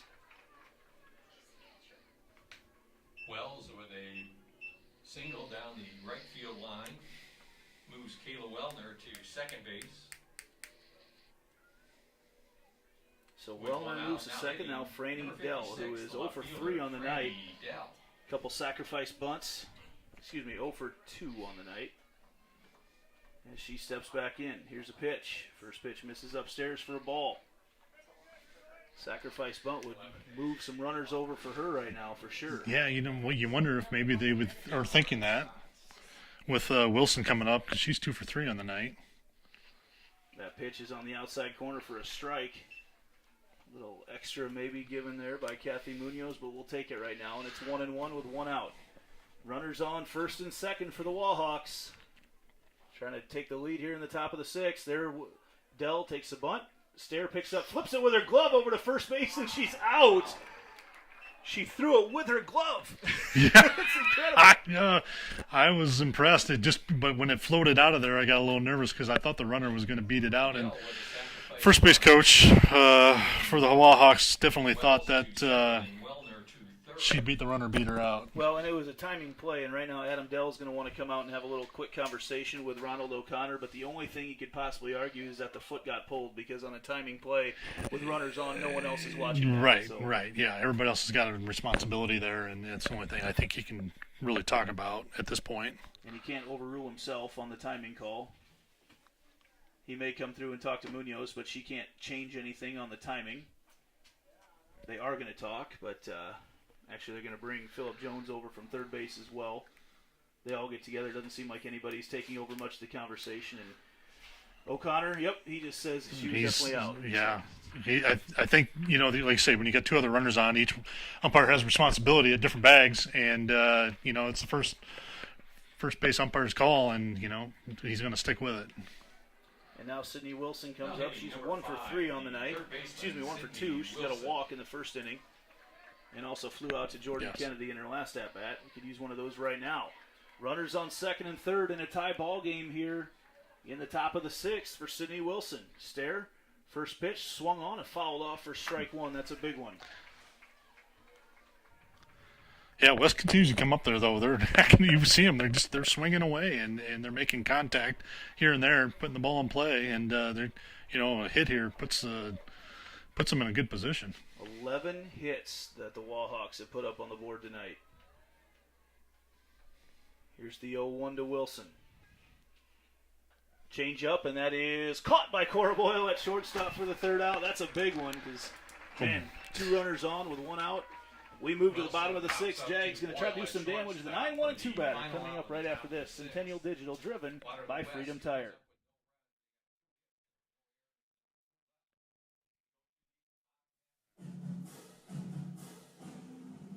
Jaguar softball on Centennial Digital is driven by Freedom Tire and brought to you by these generous local businesses. Picturage Fitness, Weicker Realtors, the 515 Agency, Gershman Mortgage, Lane Family Wealth Management, Sinorama Ankeny, Wendy Thompson, an affiliate of Humble Travel, Springer Floor Care, Sonny's Pizza Bistro, Lamberti Goki Lucci Law, and Lincoln Savings Bank, member FDIC.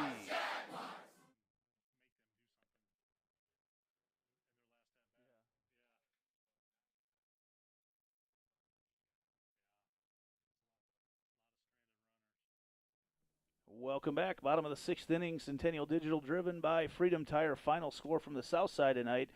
Ankeny beats Cedar Rapids County 13-2 in 5 innings.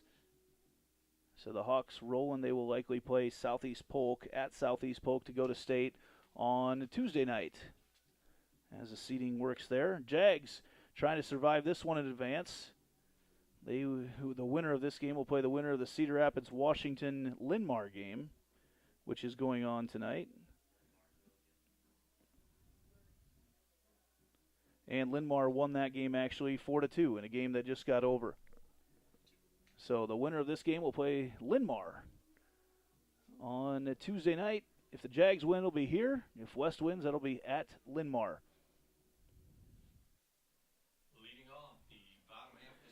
And now the Jags will come up with Claire Suarez, who has had some clutch hits in the last week. Can she have another one tonight? 3-3 here in the bottom of the sixth. She swings down that one. It's a bunt. It stays fair. Wow. Coach Brett Delaney's not having. It was a swinging bunt. Addison Wells came out, picked it up as the ball was sitting in fair territory, and Kathy Munoz, with Brett Delaney in her face, says that it was touched in foul. Well, so it was kind of a hard angle for us from behind the play, though. But I was wondering if she kind of got her glove on the ball before she actually secured it, and before in it foul got territory. in foul territory. Yes. So it was. Suarez hacks that one foul down the third base line. So she's one of the batters getting in front of it tonight. Yes. I was actually agreeing with the umpire in that situation. Is what I was doing. No, I agree, yes. Yep. I wasn't trying to disagree with the call. Munoz right on top of it there. And it's 0-2 now to Suarez. She squares things up, looking for the pitch from Nia Christopher. The pitch is outside for ball one. Well, you hear the buzz in the crowd when that door opens here tonight. It's a lot of uncomfortable Jags fans right now. 1-2 count.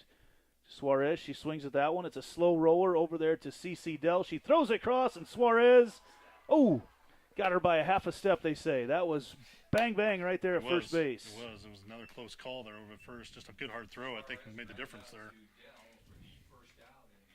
And back to the top of the order with Peyton Drefke and see if the Jags can do some damage here. Last time through the order in regulation. Drefke watches the first pitch upstairs for ball one.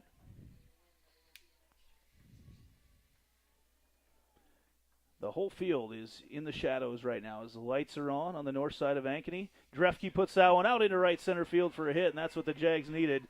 Drefke with a one-out single. The Jags have had 11 hits of their own tonight, but they just kind of been, how often do you see 22 hits in the game, but it's only 3-3? It's 3-3. There's a lot of stranded runners. We were just talking about that. I think we have about 19 stranded runners out there tonight, which is just an incredible number. Junior center fielder Mackenzie James, I missed her second at bat. What did she do in that tonight? She had just a fly out. Okay, so she's 0 for 3 on the night. Yeah. We use a hit right now from her. She watches the first pitch upstairs for a ball. Jags crowd has come alive after Drefke's hit as James digs in. Waiting the pitch from Nia Christopher. A big hack from James, backhanded, and can't handle it over there at Kendall. It was a tough angle for her. I'm not sure what they're going to rule that, but James is safe at first with Drefke moving to second. Yeah, kind of a tough angle there. It's hard to make the call as what you would put on the book on that one, but it is going to be ruled an error. Yeah. Just a tough play that she had. It was in that no man's land on a high hop. Do you go get it or do you wait on it? Right. And now Addie Starr steps up. With runners on second and third, she fouls the first pitch off. It'd be nice to see Addie square one up right now. She just absolutely came alive last year in their playoff run as a freshman. Ended up being on the all-tournament team at the state tournament. Hit the snot out of the ball. She did. Peyton Drefke on second right now. Mackenzie James on first as Starr digs in. Wells is set up way outside on the 0-1, and that pitch gets away. It's over the head. Runners move on. So now with Addie Starr up to the bat on a 1-1 count, Drefke and James in scoring position. Yeah, Jags got to kind of take advantage of the situation. I think you can see that all of a sudden there's a younger team going, oh, man, we have a chance here. But then now the Jags kind of making them feel aggressive hits and base running, and maybe just getting to them a little bit at the moment, see if they can take advantage. I wouldn't mind seeing Starr lay down a bunt right now with runners on second and third. She swings away and fouls off, so we won't see the bunt anymore, especially with Sidney Morris coming up to the plate next. Yeah, just looking for some contact here. Yeah, anything that way. Yeah, or to the right. Even a deep fly ball right now would be effective. And the count is 1-2 right now to Starr. Here comes the pitch from Christopher. Outside, fouled off. Starr got not much of that one. She fouled it off. Didn't change direction much on the foul ball.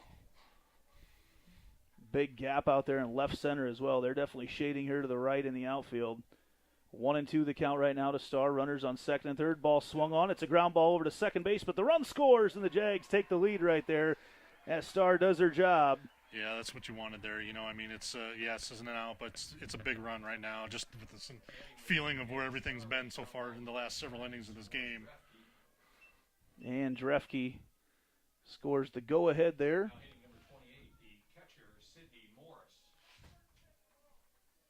And that'll bring up Sidney Morris.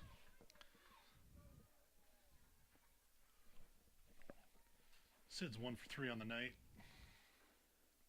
First pitch is way outside. Be a good time to see another little base hit here and maybe get a quote-unquote insurance run. Yes. You'd like to go into that last inning with 2-run lead and see what you can do. I want to thank Sports Page tonight for sponsoring our streams as well. I know they've been carrying our games on the TVs there at Sports Page. Probably got a lot of people listening in as that ball is a ball as well, and it's 2-0 the count right now to Sidney Morris with Mackenzie James on third, and that pitch misses outside, and it's 3-0 to Morris.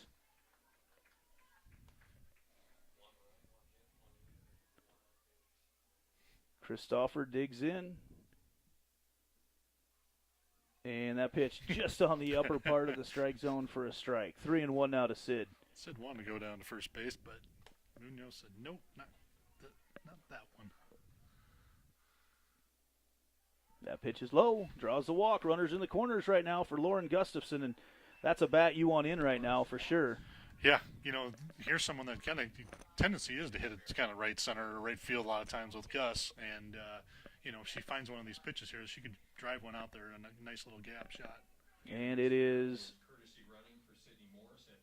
Hannah McSparron coming in to run over there at first for Sidney Morris in our Heart of Ankeny Animal Hospital substitution. Well, Hawks are going to talk about this for a second. Here's a situation you get when you all those first and third situations. I know there is 2 outs, but maybe you try to throw, take a steal, see if you can draw a throw, bring the runner in from third. I'm content right now at playing with Lauren Gustafson hitting the ball with the runners in the corners. We'll see right now with 2 outs. Yeah. James on third. Gustafson does her job. It's to the outfield. Oh, a nice play. Got a beat on it right away with Addie Shopsky and makes the catch. Jags 3 outs away from advancing, though, right now.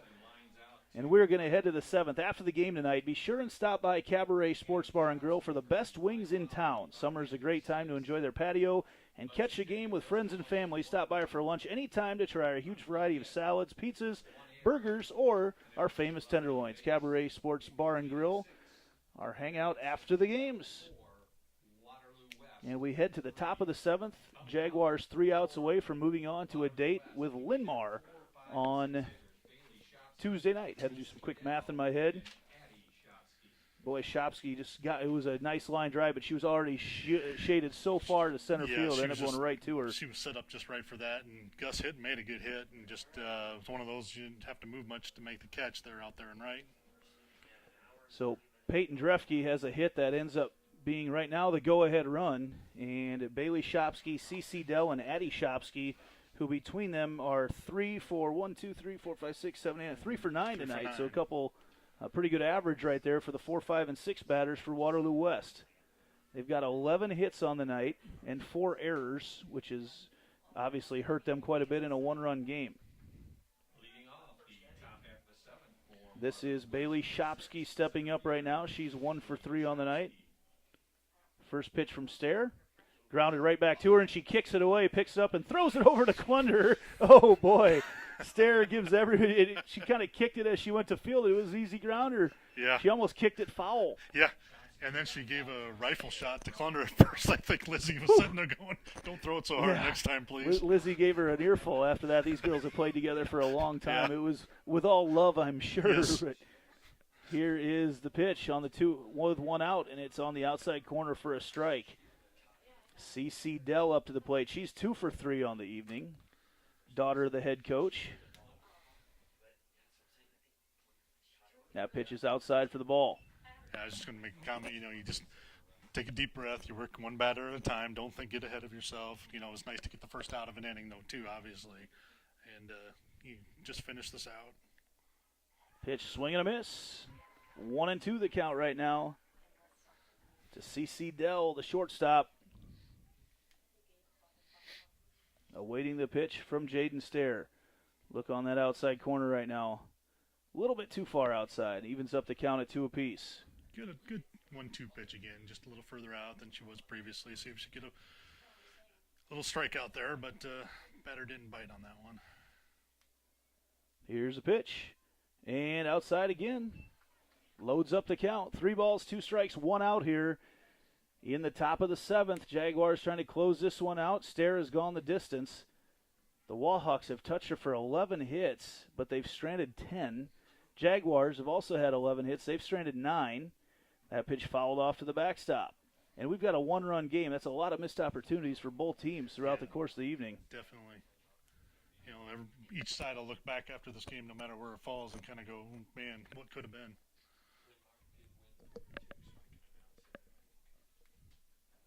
And the full count pitch from Stair. Swing and a miss, strike 3. Huge pitch from Jaden Stair. Nice pitch there by Stair, worked through a good count, got ahead early, worked a few outside, and didn't quite get the call, but then great last pitch. Gets the strikeout, big out there. One more for the Jags here, and they can get. Addie Shopsky, the 8th grader, the last hope here for the Wallhawks. First pitch fouled off for strike 1. 7 strikeouts on the night for Jaden Stair.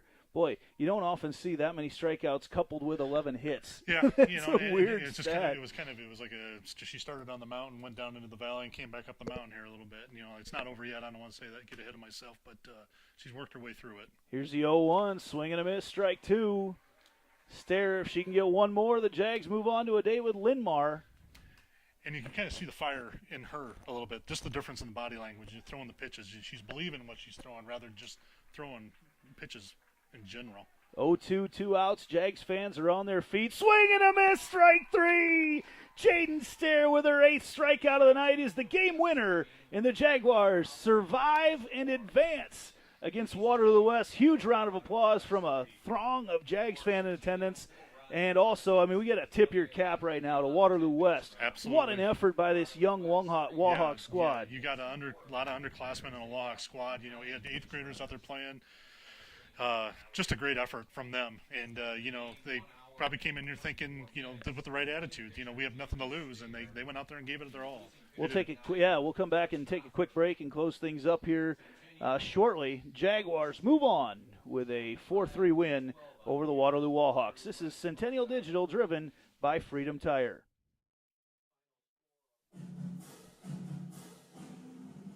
Jaguar softball on Centennial Digital is driven by Freedom Tire and brought to you by these generous local businesses. IGHSAU Fitness, Weicker Realtors, the 515 Agency, Gershman Mortgage, Lane Family Wealth Management, Sinorama Ankeny, Wendy Thompson, an affiliate of Humble Travel, Springer Floor Care, Sonny's Pizza Bistro, Lamberti Goki Lucci Law, and Lincoln Savings Bank, member FDIC.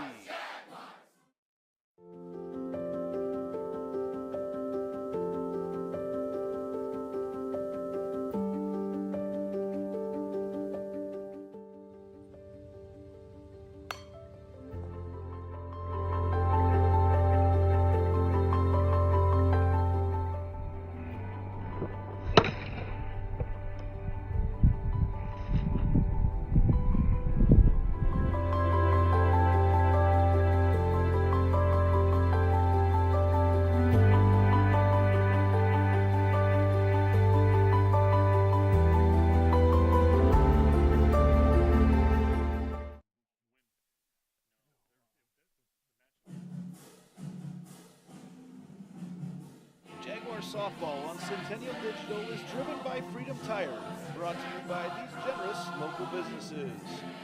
Part of Ankeny Animal Hospital, Cabaret Sports Bar and Grill, Ted Sandine Photography, the Ankeny Real Estate Group, U.S. Cellular, Made in the Shade, the Edward Jones Office of Ken Patterson, Smash My Trash, and Semro Family Vision. Welcome back to the post-game show here on Centennial Digital, driven by Freedom Tire. We also want to be sure to thank tonight Sports Page Bar and Grill, Kitchen and Bath Company, Fiscus Diamond Jewelers, and the Ankeny Girls Softball Association, where so many of these girls started their careers, and they want to make sure that everybody can see and hear what goes on in the postseason. So thank you to that board over there, Hillary Steinbrecker, as well as Dave Lane and Kelly Ott, and everybody else on that board that puts in so much work to make sure that the Jags can win games like this. It all starts right there with AGSA, and like I said, so many of these girls have played for that. The Jags win tonight, the final 4-3, and it was a dramatic win for the Jags tonight as they scored a go-ahead run in the bottom of the 6th and then held off in the 7th. Actually went 1-2-3, the 7th and 8th strikeouts of the evening for Jaden Stare for the Jaguars. And so we, Kevin Fisher, we have to name our Lamberti, Goki, and Lucci Law player of the game. And looking at the offensive stats, it's tough to really pick out any huge standouts tonight as you look down through things. Peyton Drefke, a couple hits. Also Lauren Gustafson, a couple hits. And that's about it for that. Yeah. I would say, though, even though 11 hits, to get 3 runs, got herself out of some jams right now. Jaden Stare, 8 strikeouts in a postseason game, pretty impressive. Yeah, and you have an underclassman there and out there in first playoff kind of situation for her. And like I said, started off kind of hot, and then all of a sudden kind of hit that little low point, and then she came on strong. Like I said, she saw her working over there in the bullpen in between innings. and just sharpened everything back up, went back to basics, it seemed like, and then all of a sudden you saw the confidence and worked her way through it. She did a great job coming back and getting the victory there. Tip of the cap to Waterloo West tonight. The young squad came in here, and I was looking through. They've got no seniors on their roster. Nope. So it's and a handful of juniors as well. So that'll be a team that'll be back. And really, tonight, Nia Christopher for them, the pitcher. Again, 11 hits for the Jaguars, but boy, she got so many just weak ground balls out of the Jags. That was quite an impressive outing for the junior. Yeah, she did. She just got the outs when she needed them. We'd put a couple runners on base, and then she'd get out of the jam and get those weak grounders, get out of an inning, and move on to the next one. And we made that comment. I think there was 18 or 19 runners stranded out there between the two teams tonight. And, but she did a really good job on the mound. Kudos to her. I mean, it was a great effort. I always say, coaching, there's 3 times that you take a win no matter how you get it, and that's the first game of the year because you never know what you're going to get. Yep. When you're playing a rival because you never know what you're going to get. And the first round of the postseason tournament. Absolutely. Because you never know how everybody's going to react. Yep. Dust off the cobwebs, get back. You play so many games throughout the course of the year in club ball. I mean, these girls probably play 100 games a year with club ball and then the school ball, probably more. And so many of those games don't have that feel that a postseason high school tournament has. Yes, it's just a different feel. You can go play club tournaments all over the place, and but when you play high school ball in Iowa, and at this level, you get into that situation, you get in those playoffs, and everything changes just a little bit, and it's just a little bit more pressure on everybody. And they worked their way through tonight. Jags did a good job. It's like I said, some experienced players with some people that have taken over positions that they haven't been there in this situation yet, and they worked their way through it. Survive and advance, they say, and that's what happened tonight. So the Jaguars, both the Jaguars softball and baseball team move on, and the Jaguars baseball team will play Monday night here on Centennial Digital, driven by Freedom Tire. We'll have that call. I'll have that call over on the baseball side coming up at 7 o'clock Monday night, and that'll be against Mason City, who upset Ames last night. Yeah, so, a nice win for the Riverhawks now, not the Mohawks anymore. I'll have to get used to saying that. I promise I will screw that up on the air. Me too. And then also the softball team, though, big win here tonight, 4-3 over Waterloo West. And, one of the things, I was about ready to wrap it up, but you come back in. When I saw Nia Christopher's numbers coming in and you see her record and the amount of runs she's given up, that's not indicative of what the overall team record has been this year. They end the year, the Wallhawks do 10-26. She was right at 500 for the year pitching, and ERA of right at 2. It was around 2. Yeah. You see, when you look at the numbers, you realize that they obviously must have been in a lot of close games, probably over the season, I would imagine. No one blew them out as you look through everything. Yeah, when you look through the numbers, and they just got on the wrong side a few times, and sometimes records aren't quite indicative of how good you're playing, and I think they just got on the record side, they got on the wrong side of it a little bit this year. And obviously tonight, you could see that that's a competitive team there. It's not, they don't look like 10-25 in their book. No doubt, and it's kind of a tale of two teams. The Jaguars move on with a really nice record right now. In fact, I'll get you that. I had it. I think they go to 25-12 now. 25-12. Yeah, you're right. 25-12, and the Wallhawks end their season at 10-26. And then as you look at the games, the Jaguars, it was winning a lot of those close games, and as the Wallhawks, it was losing a lot of those close games. So, and part of that's just learn and what gets set as the expectation going down the road. And I think there's some big things to come from this Waterloo Wallhawks squad. So the Jags move on, though. They will play Linmar on Tuesday night here. We will have it right here on Centennial Digital. And that's a big one because that's the one to get the ticket punched.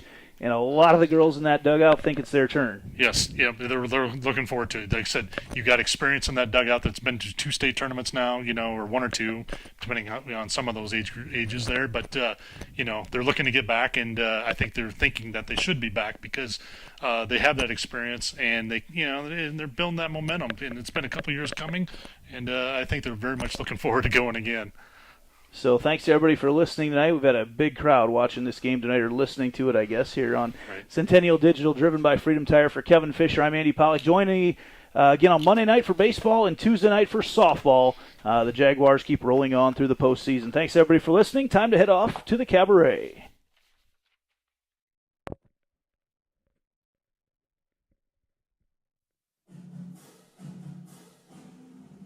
Jaguar softball on Centennial Digital is driven by Freedom Tire and brought to you by these generous local businesses. IGHSAU Fitness, Weicker Realtors, the 515 Agency, Gershman Mortgage, Lane Family Wealth Management, Sinorama Ankeny, Wendy Thompson, an affiliate of Humble Travel, Springer Floor Care, Sonny's Pizza Bistro, Lamberti Goki Luchi Law, and Lincoln Savings Bank, member FDIC.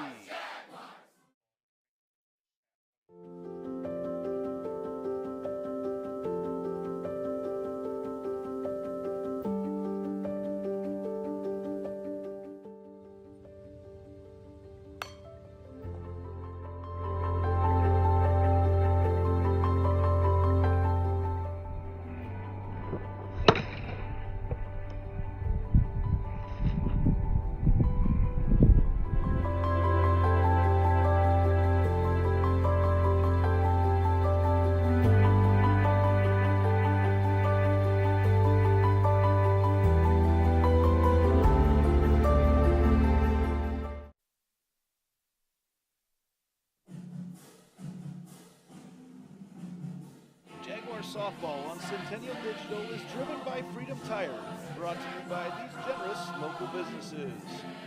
Part of Ankeny Animal Hospital, Cabaret Sports Bar and Grill, Ted Sandine Photography, the Ankeny Real Estate Group, U.S. Cellular, Made at the Shade, the Edward Jones Office of Kent Patterson, Smash My Trash,